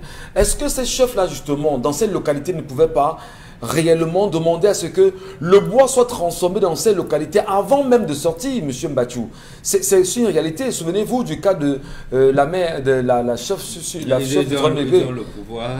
Justement, est-ce que dans ce qu'ils appellent les GIC, comme c'était le GIC à Carré Consort, pour le cas d'Akar dans la localité de Campo, est-ce que ces chefs traditionnels, dans ces GIC, ne peuvent pas porter le projet auprès des autorités en leur disant « D'accord, vous coupez le bois chez nous, mais avant de sortir avec le bois, commencez à le transformer ici pour donner de l'emploi aux villageois. » Vous voulez aller très loin. À Douala, dans une zone balnéaire comme Douala, dans toutes les zones où vous passerez, les constructions sont en bois. Montez-moi une maison de référence en bois ici à Douala. Montez-moi une maison de référence en bois construite de manière locale. Vous allez voir, c'est les vieilles, les maisons des mamans, les maisons des mamans qui sont battues, qui achetaient les bois. On devrait construire des villes sur le modèle du bois. Le parpaing n'est pas fait pour l'Afrique. Le parpaing est fait pour les zones tempérées, M. Michel Ngachou. Parce qu'en journée, il absorbe la chaleur. Le soir, il rejette pendant qu'il prend la fraîcheur. Or, vous entrez dans une maison, vous étouffez. Sur 100 morts que nous avons minimum 20 morts qui sont causés par l'étouffement dans les maisons, avec la concentration des odeurs. On devrait mettre un nouveau modèle. À Yaoundé, montez-moi un modèle sur la base. Aujourd'hui, on a mis le Mipromalo. Même le Mipromalo ne s'en sort pas. L'État devrait dire, OK, on ne veut plus le parpaing. Nous avons 5 cimenteries qui servent à quoi aux Camerounais? 5 cimenteries, vous pouvez avoir le ciment à combien? Or, si on mettait le modèle bois, M. Michel Ngachou, on a des unités de transformation, des fers, on aura les clous, ça va donner, les gens vont réfléchir. Quand vous voyagez pour aller à l'ouest, en passant par en passant par Mandio, il y a un village qu'on appelle Manewang, avant Manengolais, il y a un village qu'on appelle Manewang. Arrêtez-vous juste à l'entrée du village Manewang, vous allez voir une maison en étage. Cette maison en étage date de 1945. Ceux qui ne le savent pas, cette maison en étage date de 1945. C'est en mezzanine. Oui, M. Michel Ngachou, c'est en étage. Le bois est toujours là. Je vais peut-être vous couper sur la main pour dire que lorsque vous allez à Yaoundé, précisément à l'ambassade de France, allez vous rendre compte que toute l'ambassade de France, justement, est faite en bois. Allez même au Club France, là, justement, à Yaoundé, vous vous rendez compte que tout est fait en bois. Je parle bien de cette zone que la France occupe aujourd'hui de ce côté. Vous avez vu les Français? Beaucoup estiment même qu'en réalité, ils ont tout construit en bois parce qu'ils savent que au moins où ils viendront à partir, ils vont simplement démonter le bois. Non, et puis, c'est pas vrai. C'était une politique à l'époque, c'était dans les années 71, 72, 73. Je vous ai parlé tout à l'heure des maisons de la Sopecam et de l'ancien ministère des Mines et de l'Énergie. C'était en bois. Même si l'ancien bâtiment du ministère des Mines et de l'Énergie aujourd'hui est détruite. Oui, c'était un truc d'expérimentation justement parce que c'est d'ailleurs cela. C'est le but de la création de l'école des travaux publics. Alors, donc il n'y avait pas que, il fallait expérimenter les parpaings, les briques et le bois. Alors, de façon concrète, Charles Bachou, il faudrait qu'on s'assure des, comment dire, avant de rentrer dans l'applicabilité des 25% de droits d'assises sur les meubles et les bois. On essaie d'investissement dans le secteur du bois. D'abord. Avec la création des écoles, dont on a une école de bois. Yaoundé a une école de bois. La seule école de Yaoundé, c'est en Balmayo, M. Michel Ngachou. Mais dans toute la zone du monde, où est-ce qu'on a des écoles de bois? Il faudrait qu'il stimule d'abord l'investissement. Qui doit le faire? Est-ce que c'est les sénateurs qui doivent porter le projet? Est-ce que c'est les députés qui doivent porter le projet? Est-ce que c'est le ministère de la Faune et de la Forêt qui devrait justement s'en charger? C'est justement ça. Qui doit encadrer ce projet-là? C'est tout cet environnement. Comme Bomboka dit tout à l'heure, ce sont des projets intégrés. Chacun aura son mot à dire. Que ce soit la faune, que ce soit les forêts, que ce soit l'environnement, ils auront leur mot. Faites un tour, et je vous le dis, à Kupa Matapi, M. Michel. Vous connaissez Kupa Matapi, c'est dans le nom. Vous savez les meilleurs fabricants de de salons, les meilleurs fabricants d'armoires dans cette zone des étages et tout à Coupa-Matapi. Mais monsieur Michel, lorsque les gens de Yaoundé partent pour faire des enquêtes du ministère de l'Environnement et consorts, ces gars sont obligés de disparaître parce qu'on leur impose de ces taxes à payer que vous ne pouvez pas imaginer. Pendant ce temps, ils sont assis, ils voient le bois qui sort de la forêt, qui traverse pour aller être déversé dans la mer et amené en Europe. Vous allez en Europe aujourd'hui, vous allez vous rendre compte que les bois utilisés dans les salons des Blancs, c'est des bois qui sortent du Cameroun, monsieur Michel. Et même les bois qui viennent de Chine, les bois qui sont partis du Cameroun pour aller en Chine, c'est la troisième transformation, le copeau même. C'est à partir du copeau, ils recolmentent le copeau, on vous fait des chaises qu'on vous amène, des chaises mal faites, et les gens vont acheter ça 1 million, 2 millions. J'ai été scandalisé l'autre jour. J'ai vu une artiste qui s'est permis d'afficher qu'elle achetait un salon à 875 000. Je me serais targué, moi, de demander même qu'on la boycotte. Mais dit qu'elle achète un salon à 875 000. Le pauvre artisan qui se debout va vivre de quoi? Si elle va acheter je sais pas, des meubles importés à 875 000. On ne pourra pas justifier si elle a acheté, si le meuble était fait ici ou ailleurs. C'est un meuble importé. C'est un meuble importé, monsieur Michel. De toutes les façons. Parce que lorsqu'on va voir, lorsque vous allez rencontrer le menuisier qui va vous faire une chaise, il va vous dire que donnez-moi 200 000, il va dire que c'est qui? Que le bois, si même c'est quel genre de bois. Si tu ne veux pas 75 000, tu laisses. Qu'on commence par développer, favoriser ici avant de dire, ok, nous haussons pour ceux qui veulent en termes de préférence. Parce que le cuir va nous revenir cher. Si on paye ici, il paye à 125 francs, il va revendre là-bas le cuir à 200. 200 francs, c'est pas sur le marché. Au moins. Merci infiniment, Charles Bachou. Merci à vous, mesdames et messieurs. Vos propositions ou encore vos commentaires à la suite des sujets évoqués sur ce plateau, nous les prendrons dans un instant avec Dominique Audrey Oyengelek. Et on profite également pour vous rappeler que, effectivement, nous sommes le 11 novembre 2020 et le Cameroun est en train de passer des moments extraordinaires. Nous nous posons des questions, bien sûr, hier, finalement, sur l'attitude du chef de l'État, M.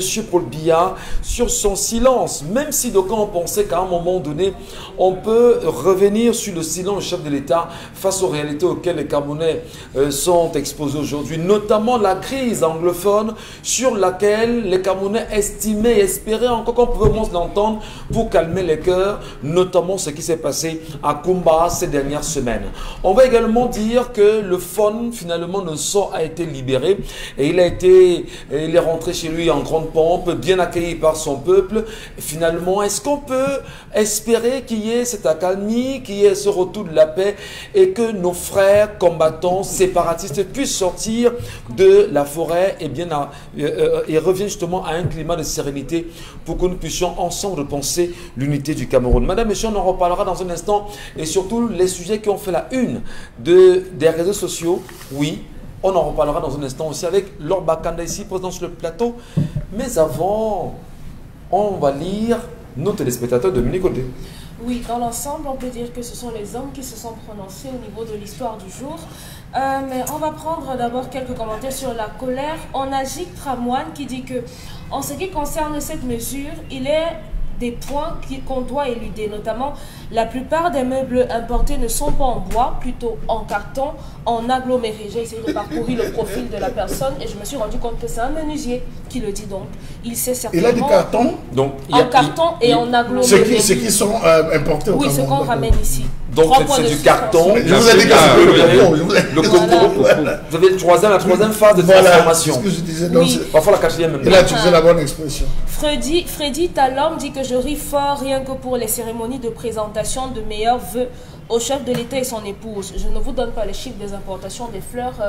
Oui, des fleurs naturelles. Mais il y a des passe-droits, on a parlé de ces passe-droits. Parce que quand ça arrive à la présidence, les contenants arrivent, c'est PRC. Vous ne pouvez pas interpeller ce qui passe pour la présidence. Et même, rappelons que lorsque Penda Ekoka, lorsqu'il quittait le gouvernement, les derniers projets qu'il avait déposés, c'était deux projets. Le projet Miao et le projet Sophos. Le projet Sophos, c'était la société forestière de Saint-Mélima qui ne devait travailler que sur la production des articles et meubles en bois. On ne devait le faire qu'au Cameroun. Et Miao, c'est la menuiserie industrielle de Yaoundé qui ne devait travailler que sur les meubles, éléments de meubles, huisseries, moulures et article en bois. Voilà les deux projets que tu as On va peut-être rester très respectueux, mais dire quand même qu'il y a une bestialité qui entoure la gouvernance au Cameroun. On va même dire une méchanceté autour justement de l'exploitation des revenus,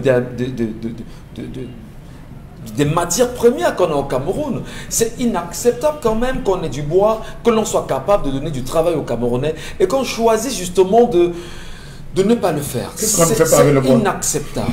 Qu'est-ce qu'on ne fait pas avec le bois? Dominique, nous vous écoutons.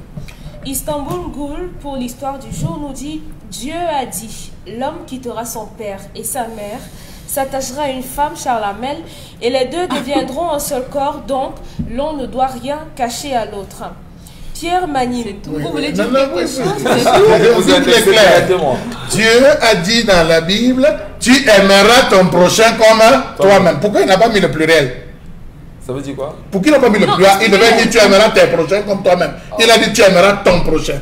Alors, dans la règle, c'est l'homme quittera sa femme, son père et sa mère, et s'attachera à sa femme Rachel, sa femme Janine, sa femme Pauline, et sa femme, M. Michel Bachou-Roland. Donc, arrêtez cette interprétation intellectuelle de la Bible. C'est l'interprétation intellectuelle de la Bible. L'ami personnel de Dieu, Salomon, avait combien de femmes? Voilà. L'ami personnel de Dieu, qui s'appelle Salomon, avait combien? Voilà.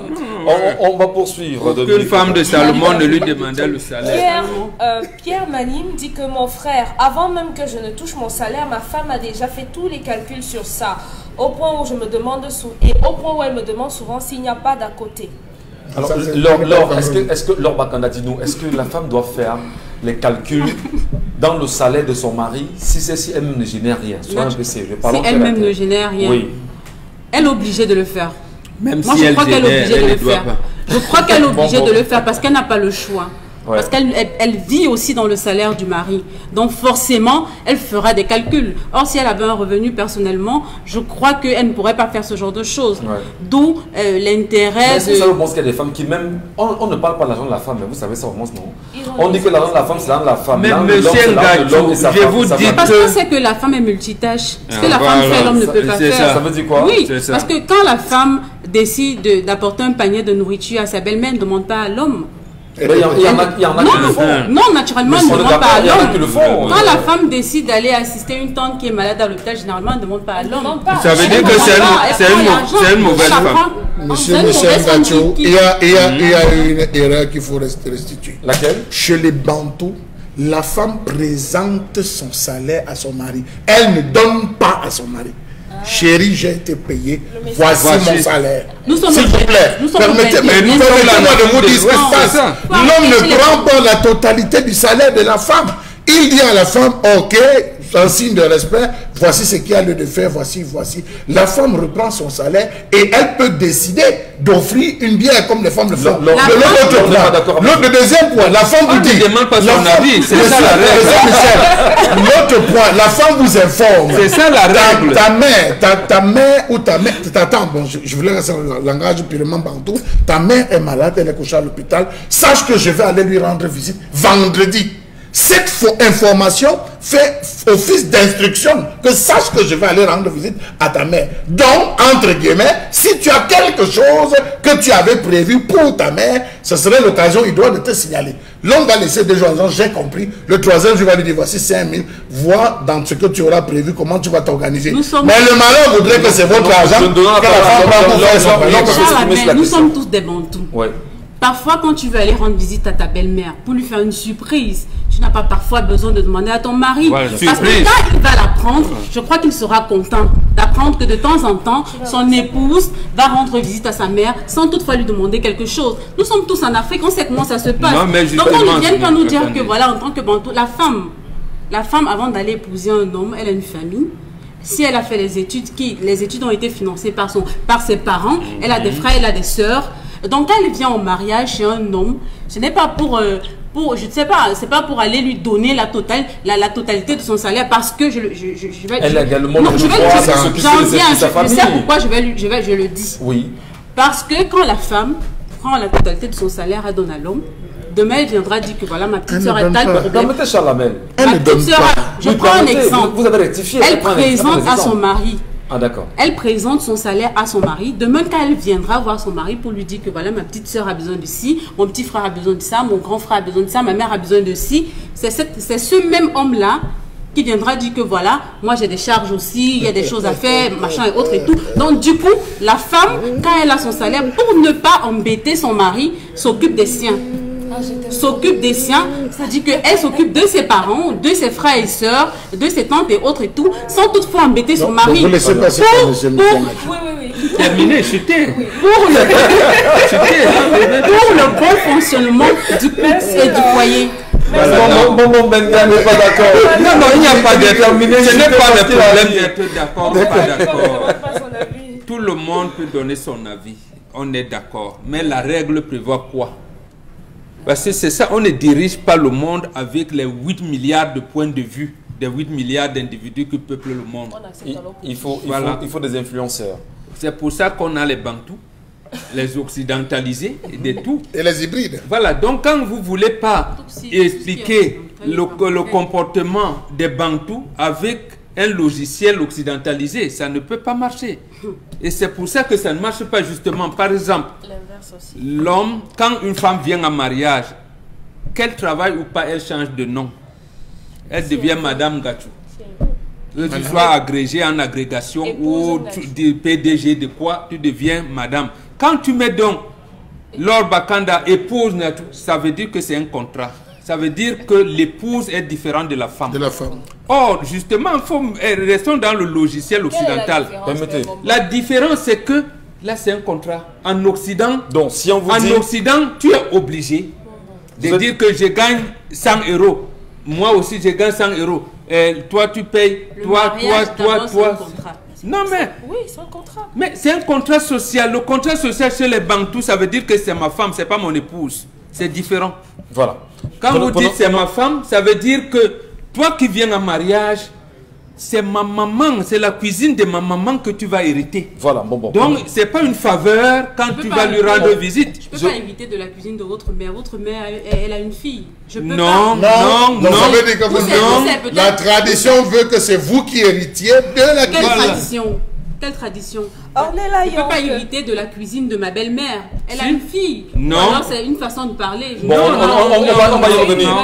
Prenons d'abord les messages rapidement. Ornella Yonke dit que chaque femme se concentre sur ce qu'elle a et elle a en plus une plus grande capacité de réalisation. L'expérience a montré que c'est toujours la femme qui construit et l'argent de l'homme ne sert qu'au Njomba. En tout cas, mieux chacun règle son salaire comme il veut tant que la maison et les projets ne souffrent de rien. Mami Tonta Prada dit que les Bantous exagèrent un peu. Donc la femme n'a pas le droit de savoir le salaire de son mari pendant qu'il travaille, qui tient la maison, qui prend soin de lui, cher papa Bantou. Voilà. Merci beaucoup, merci à vous, merci pour vos réactions. Et ce qui est formidable, c'est qu'à un moment donné, lorsque nous débattons, vous aussi vous débattez sur la toile, c'est formidable, même si parfois les débats sont houleux et vivent même parfois aux insultes, ce que nous ne proposons pas. Nous espérons que vous garderez la belle attitude. Allez, marquons une légère pause, mesdames et messieurs, et revenons parler de la revue des réseaux sociaux avec Lord Bakanda ici présent.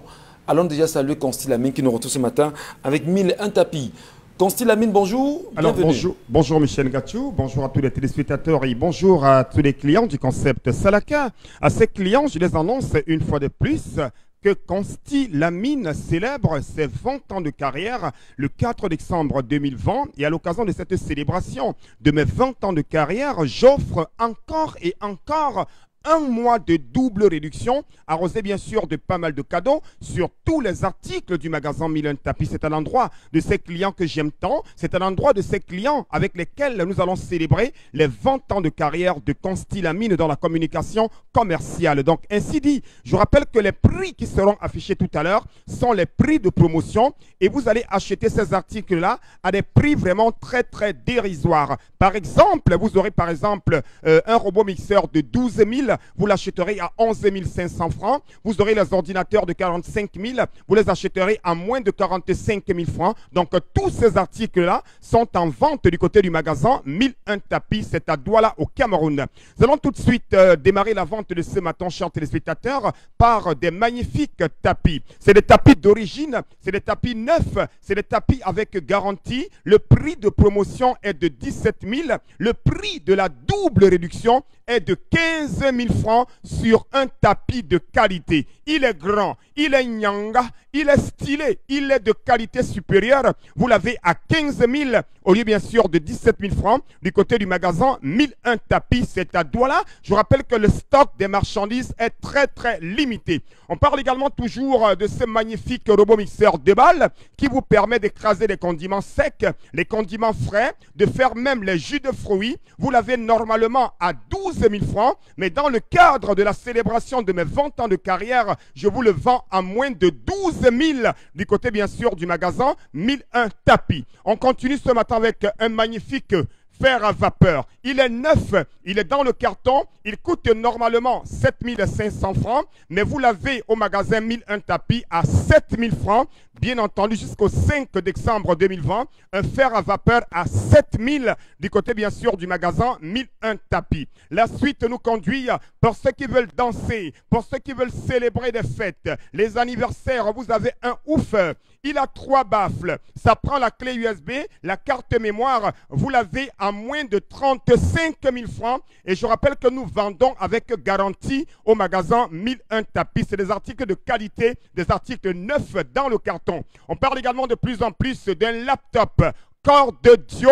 Il a 160 Go de disque dur. Je rappelle que de plus en plus, les laptops sont rares. Les laptops se vendent tellement cher. Mais au magasin 1001 tapis, vous l'avez un laptop à moins de 85 000 francs avec webcam, Wi-Fi, avec graveur DVD, 160 Go de disque dur. Vous l'avez à moins de 85 000 francs du côté du magasin 1001 tapis. Que ce soit les étudiants, chacun devrait l'avoir. Le détendeur intelligent IGT, le seul détendeur qui dit « Bonjour monsieur, votre gaz est en train de finir ». Le seul détendeur qui dit « Oh là là là là là là, il y a incendie à la maison ». C'est un détendeur IGT. Vous l'avez à moins de 12 000 francs, plus précisément à 11 500 francs. Le détendeur intelligent dans le carton. 10 ans d'utilisation, 5 ans de garantie. Ceux qui veulent bouillir de l'eau, vous avez des bouilloires. Au lieu de 6 500, vous les avez à 6 000 du côté bien sûr du magasin 1001 tapis, c'est à Douala au Cameroun.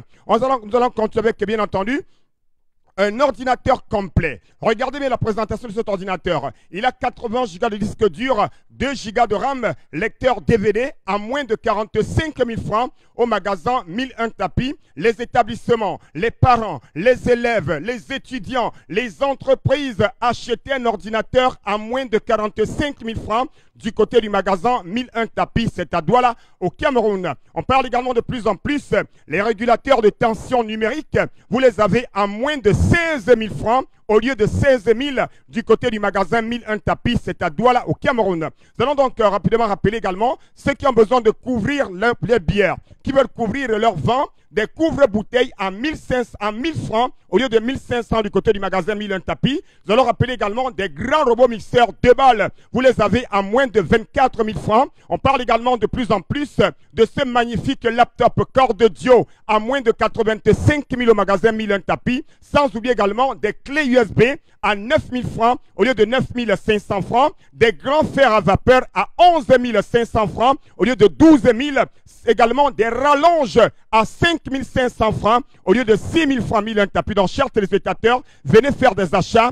Un ordinateur complet, Corte Dio, à moins de 45 000 francs. Le stock, il est très limité. Profitez rapidement. On parle également des lustres qui sont de retour à partir de 40 000 francs. Des lustres de qualité au magasin 1001 tapis, chers téléspectateurs. Sans oublier le magnifique robot mixeur 2 balles. Vous l'avez à 11 500 francs au lieu de 12 000. Tous ces articles-là sont en vente à 1001 tapis. Et n'oubliez pas, le concept Salaka, c'est la qualité.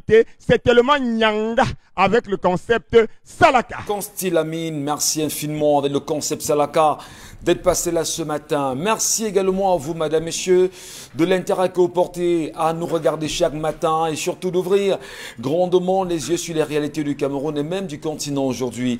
Charles Mbachou, dont sa collègue exprimée, est revenu effectivement sur la hausse des impôts concernant le droit d'assise à hauteur de 25% sur les meubles en bois dès 2021, mais surtout l'histoire de ce matin qui parle encore réellement d'un problème fondamental que les hommes peuvent connaître aujourd'hui encore dans les familles.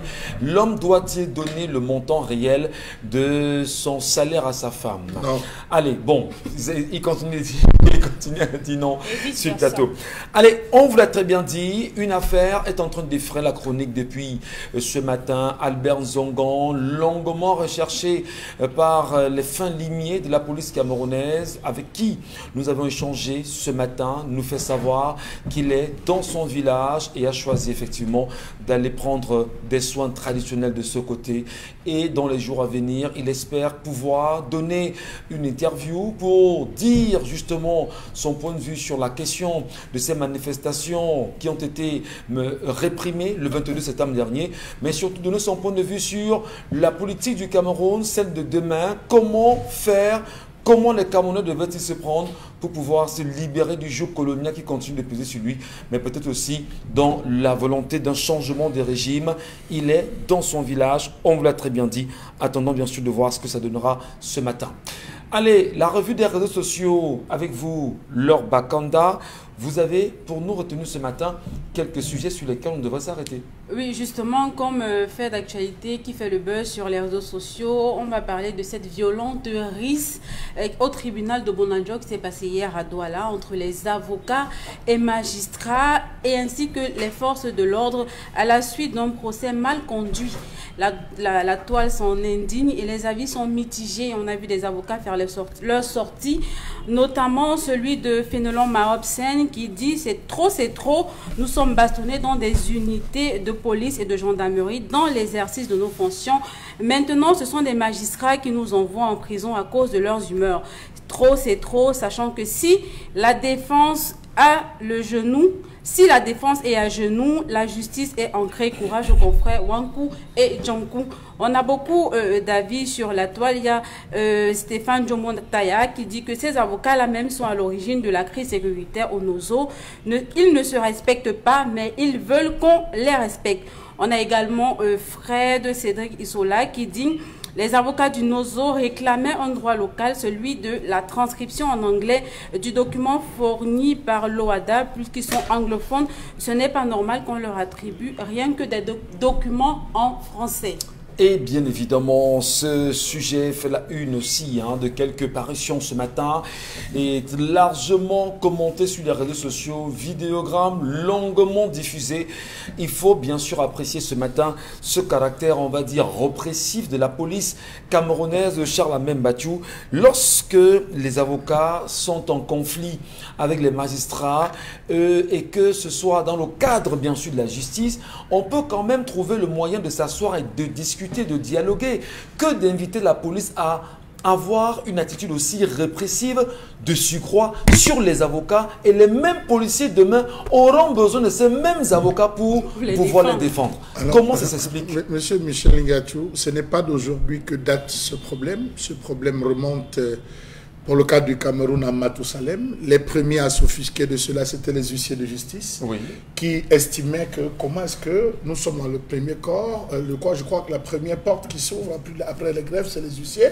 Mais comment se fait-il que nous, les huissiers, on se retrouve à être enfermés, condamnés, emprisonnés à des peines? Après, ça a été les notaires. Je ne vous apprends rien. Si vous faites un tour à la prison de Bafoussam, vous allez retrouver là-bas, il y a un notaire qui a un greffier, pas autant pour moi, un greffier en chef, qui a véritablement fait un cas d'école à Bafoussam, Maître Abel, qui s'est retrouvé enfermé et qui demande au juge, qui était son ami, mais comment tu me gardes? Il dit oui, je vous garde et j'ai le pouvoir de le faire. Donc, il y a déjà à ce niveau un complexe entre les magistrats, les avocats, les greffiers et les huissiers. Donc vous vous rendez compte que les uns veulent démontrer que nous sommes vos patrons. Nous avons la latitude de pouvoir vous gérer comme bon nous semble. Nous avons la latitude de faire un ensemble de choses. Sinon, vous avez vu, le cas, c'est deux personnes, deux avocats qui sont accusés par les clients, qui sont, n'est-ce pas, on les accuse d'escroquerie, on les accuse d'un ensemble de faits.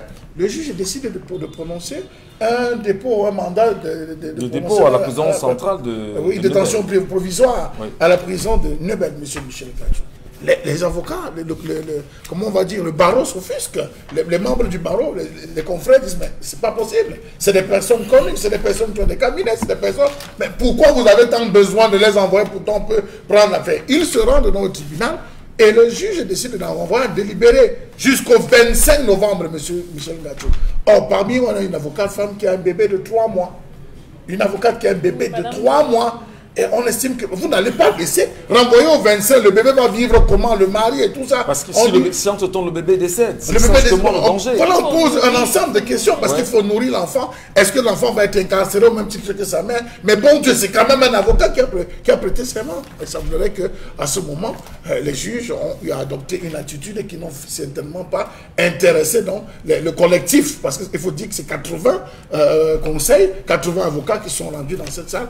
Et c'est là où les voix se sont élevés, au lieu d'essayer d'apaiser en disant ok, nous raccourcissons donc, au lieu du 25 novembre qu'on avait prévu, on ramène peut-être même au 10, au 20, au 15.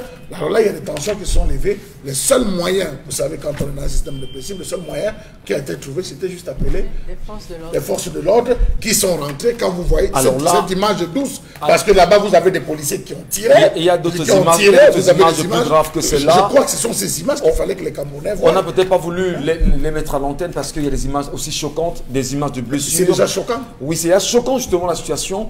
Mais il va peut-être falloir aussi rappeler, pendant que nous y sommes sur ce plateau, que nous sommes dans les faits parce que nous sommes conscients des micmacs d'une certaine justice camerounaise, pas d'une certaine, parce qu'il y en a qui sont assez conscients. On vous dira que des faits qui sont pendants en justice ne se commentent pas sur les plateaux, mais nous sommes sur les faits, dont l'information produite hier au niveau du tribunal de premier instant de Bonanjo. Donc c'est ce dont sur lequel ce matin nous nous attelons et nous commentons les images qui font le tour des réseaux sociaux et non le procès qui est pendant en justice. C'est important justement de faire cette précision ce matin. Alors on parle justement de répression sauvage et barbare portée à l'intention de Dominique Audrey, des avocats aujourd'hui, notamment ici dans le littoral. Est-ce qu'on n'a pas peur que le scénario de la crise anglophone à Bamenda se reproduise également? Parce que si ces avocats aujourd'hui décident de descendre dans la rue, de se faire entendre et estimant qu'il y a une injustice portée contre le corps de ce métier. D'ailleurs, souvenez-vous de celui qui a été sauvagement molesté à Yaoundé au niveau du CED. Est-ce que ça ne donne pas la légitimité à ces avocats de descendre dans la rue et de se faire entendre? L'État n'a-t-il pas peur? Ça devrait être la crainte aujourd'hui. On devrait avoir peur qu'on se retrouve avec le même scénario de 2016. L'année dernière, je crois, monsieur Tchakounte, de regretter mémoire aujourd'hui, avait envoyé une note au CED justement par rapport au cas de Maître Chedjou qui avait été violenté. Oui, dans des commissariats. Oui. Violenté au niveau du CED, il faut préciser. Oui, violenté au niveau du CED. Les mouvements de protestation des avocats au mois de septembre de l'année dernière portaient avec, entre autres, ça, que dans l'exercice de leurs fonctions, ils étaient reprimés, ils n'arrivaient pas vraiment à exercer leur métier. Et aujourd'hui, on arrivait au point où on utilise des armes à feu, étant entendu que même la législation dit que les forces de sécurité ne doivent utiliser les armes à feu qu'en cas en dernier recours. Les personnes en face devraient être armées et devraient attenter à leur vie pour que eux, à leur tour, puissent utiliser leurs armes. Gaz lacrymogène au sein du tribunal. Non, employer l'expression gaz lacrymogène au sein d'un temple sacré. Le palais de justice est un lieu sacré. C'est combattre un prêtre à l'église. Oui. Alors, je pense que, est-ce que ce n'est pas désacraliser même, on va dire, l'image du palais de justice aujourd'hui? Ça veut simplement dire que ça ne vaut rien. C'est-à-dire que la police est au-dessus. Parce que là, même Bachou, on a le sentiment que la justice qui est censée être au-dessus est désormais en dessous. Et l'armée, ceux qui ont les armes, sont au-dessus de la justice. Non, Monsieur Michel Ngachou, oui, réellement, on a le sentiment que j'ai suivi dans une vidéo postée Un avocat qui dit au gendarme qui est là, monsieur, je suis avocat au barreau national. Et le gars de dire, le gendarme me dit, et ça fait quoi? On entend la matraque, j'entends, aïe! Attendez! Bon, on en oui, non, ça fait mal. Dans un palais de justice, même ces magistrats de siège ont désacralisé le palais de justice. C'est un lieu sacré. La robe est sacrée. Frapper sur un avocat avec les matraques tirées comme on a vu. C'est très grave. Non, monsieur Michel. C'est inacceptable. Mboma Bengan Kandji, vous le disiez d'ailleurs ce matin sur les antennes d'Equinox Radio que le régime de Yaoundé a épousé totalement, on va dire, les logiques coloniales, la répression et rien que la répression. Comment peut-on expliquer que même avec les avocats, qu'on en soit incapable à dialoguer pour des choses aussi simples quand même? Mais justement parce qu'on a constitué la société camerounaise en Batoustan. Batoustan, c'est que les magistrats ne peuvent pas lever la tête. L'exécutif les a bâillonnés. Il leur est interdit de former des syndicats. Les policiers et les gendarmes également ne peuvent pas faire des syndicats. Donc, ils sont donc sous la botte de l'exécutif. Ce qui fait que on traite les avocats comme les adversaires, les huissiers de justice. Or, si on se réfère à l'histoire du Cameroun, en fait, rien ne pouvait amener les magistrats à s'ériger contre les huissiers de justice, les avocats, les notaires et autres. Parce que quand vous entendez les magistrats, ils se réfèrent à leurs aînés, ils ont leur expression qu'ils utilisent là. Nos excellents confrères, nos excellents, nos imminents aînés. Vous savez comment ont été formés les premiers magistrats camerounais? Dans les années 52. Ils vous écoutent ce Tous matin. sont passés par la position de greffe. Ils étaient des greffiers. D'abord. Oui, en 52, ils avaient le même statut que les greffiers français. Lorsqu'on accède à l'indépendance en 60, ce sont tous des greffiers qu'on a reversés dans le corps de la magistrature, sont devenus magistrats. Je peux citer comme ça, Maître Pougambanke, Atanganadov, Bayebek, Maître Ngoula Pierre, Mbita Obam, Kolo Mwange, jusqu'à Bobi Okono, Nakuna et Kelben Nicolas. Ils sont Bobi Okono? Non, non, pas Bobi Okono, justement. Bobi Okono Christophe, oui. En fait, on lui a donné le nom de ce magistrat-là. Le journaliste Bobi Okono, on lui a donné le nom. Bon, Bobi Okono Christophe, le magistrat, c'est le beau-père d'Onobiono. Si vous voulez, de Titi Zozoa. Donc, c'est les premiers magistrats. Mais ils sont passés d'abord. Ils étaient d'abord des greffiers. Aïssi Vodor, il était magistrat, tout à fait. Les Aïssi Vodor Victor, c'était le magistrat. Les Tonien Mboua, les Nzonga Didier, ils étaient connus. Alors, donc, tout, en fait, si on se réfère à cette histoire-là, il ne devrait pas avoir de problème. Voilà. Dans ce qu'on appelle les auxiliaires de la justice, il devait avoir une collaboration, j'allais dire, à nul autre pareil. À nul autre pareil. Parce qu'au départ, tous ces corps-là s'enchevêtraient. Et c'est pour ça qu'on vous dit que l'occidentalisation là est très mauvaise. Parce que vous regardez seulement ça sur le prisme de ma femme a fait que le mari doit faire que. Non, c'est plus vicieux que cela. C'est ça qui fait aujourd'hui que pourquoi les magistrats ne peuvent pas s'ériger pour réclamer la constitution des syndicats. Et pourtant, ils ont des problèmes. Un magistrat a au moins 1000 dossiers. Il ne peut pas les poursuivre. Il ne peut pas fouiller, aller au fond de chaque dossier. Et il ne peut pas réclamer les meilleures conditions de travail et tout. Il ne peut pas. Aujourd'hui, il pense que sa colère est déversée sur les vacuums. Moi, je ne m'en prends pas aux policiers et aux gendarmes. Puisque c'est des auxiliaires de...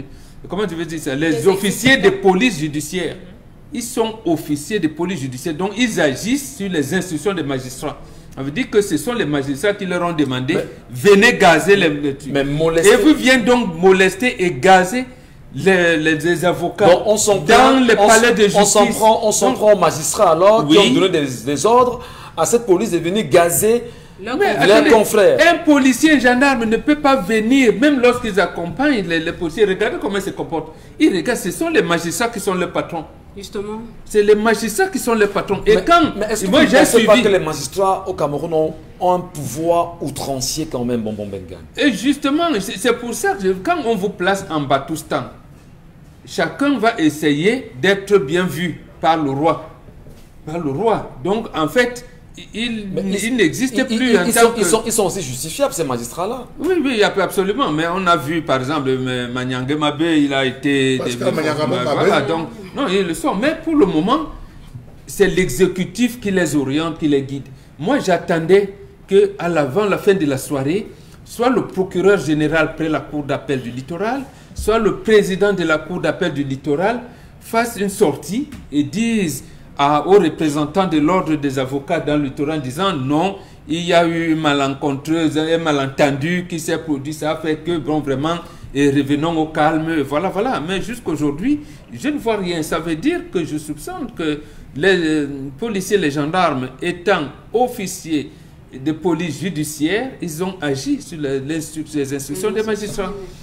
C'est une situation malheureuse aujourd'hui, mesdames et messieurs. Espérons que dans les heures à venir, on pourra avoir ne serait-ce que le communiqué de celle qui gère désormais ce qu'on peut appeler l'ordre des avocats du Cameroun. Espérons également qu'au moins le procureur général peut s'exprimer sur la question. Espérons au moins que le ministre d'État, garde des Sceaux et ministre de la Justice peut s'exprimer sur cette question. Les avocats ne sont-ils pas eux aussi des personnes qu'on devrait, même s'ils ont une profession libérale de toutes les façons, ils sont tous ensemble dans un corps important, celui de la justice. Il est important de respecter les avocats parce que là on se rend compte qu'on a désacralisé la touche. On a le sentiment qu'aujourd'hui les avocats ne servent plus à rien et pourtant ils nous donnent justement le chemin à suivre. Ils sont ceux-là qui nous rappellent que nous avons un parapluie social, la Constitution, les lois qu'il faut respecter au quotidien. Et maintenant, quelle appréciation devait-on avoir des juges camerounais, des magistrats? Comment allons-nous les regarder véritablement demain? Mesdames, Messieurs, c'est une situation assez grave. Merci à vous. Consti Lamine à nouveau est là, oui, vous le savez. Et il revient nous parler de Von Bio, Consti.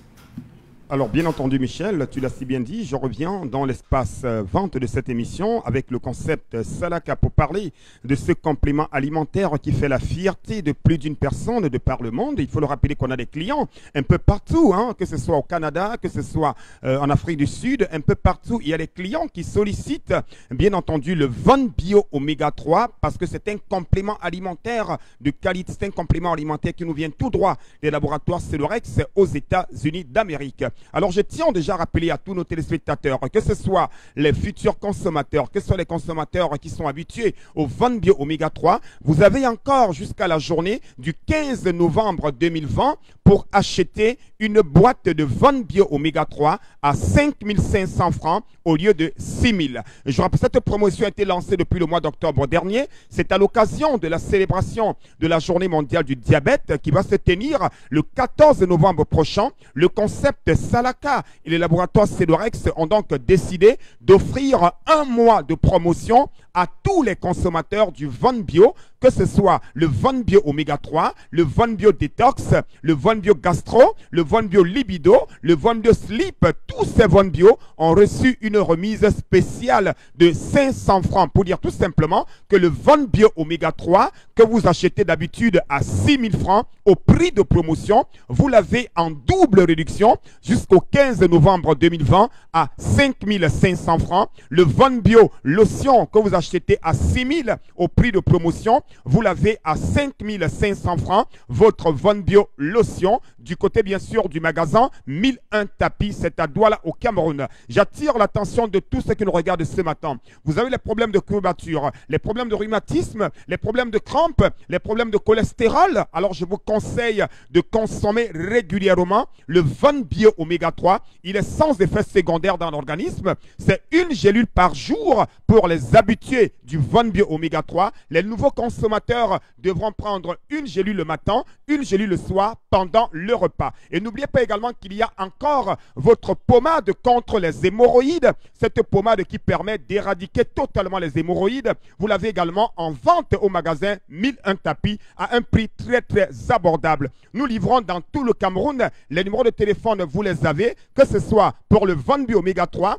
pour la pommade contre les hémorroïdes ou alors pour n'importe quel article qui est en vente au magasin 1001 tapis. Il suffit tout simplement de nous appeler et vous serez livré. Merci beaucoup et très bonne journée à tous les consommateurs du Von Bio Oméga 3.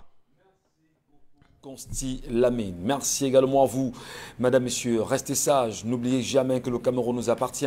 Quoi qu'il en soit, nous devons le reconstruire à tous les niveaux, même si aujourd'hui on a l'impression que tout va en lambeaux. Merci Charlamagne Batiou. Merci à vous, Laure Bakanda. Merci Mbon Bengan Kandji, Dominique Audrey. Retrouvons-nous demain, madame, messieurs, lorsqu'il sera 10 h sur la même antenne. D'ici là, portez-vous bien. L'info, c'est ici.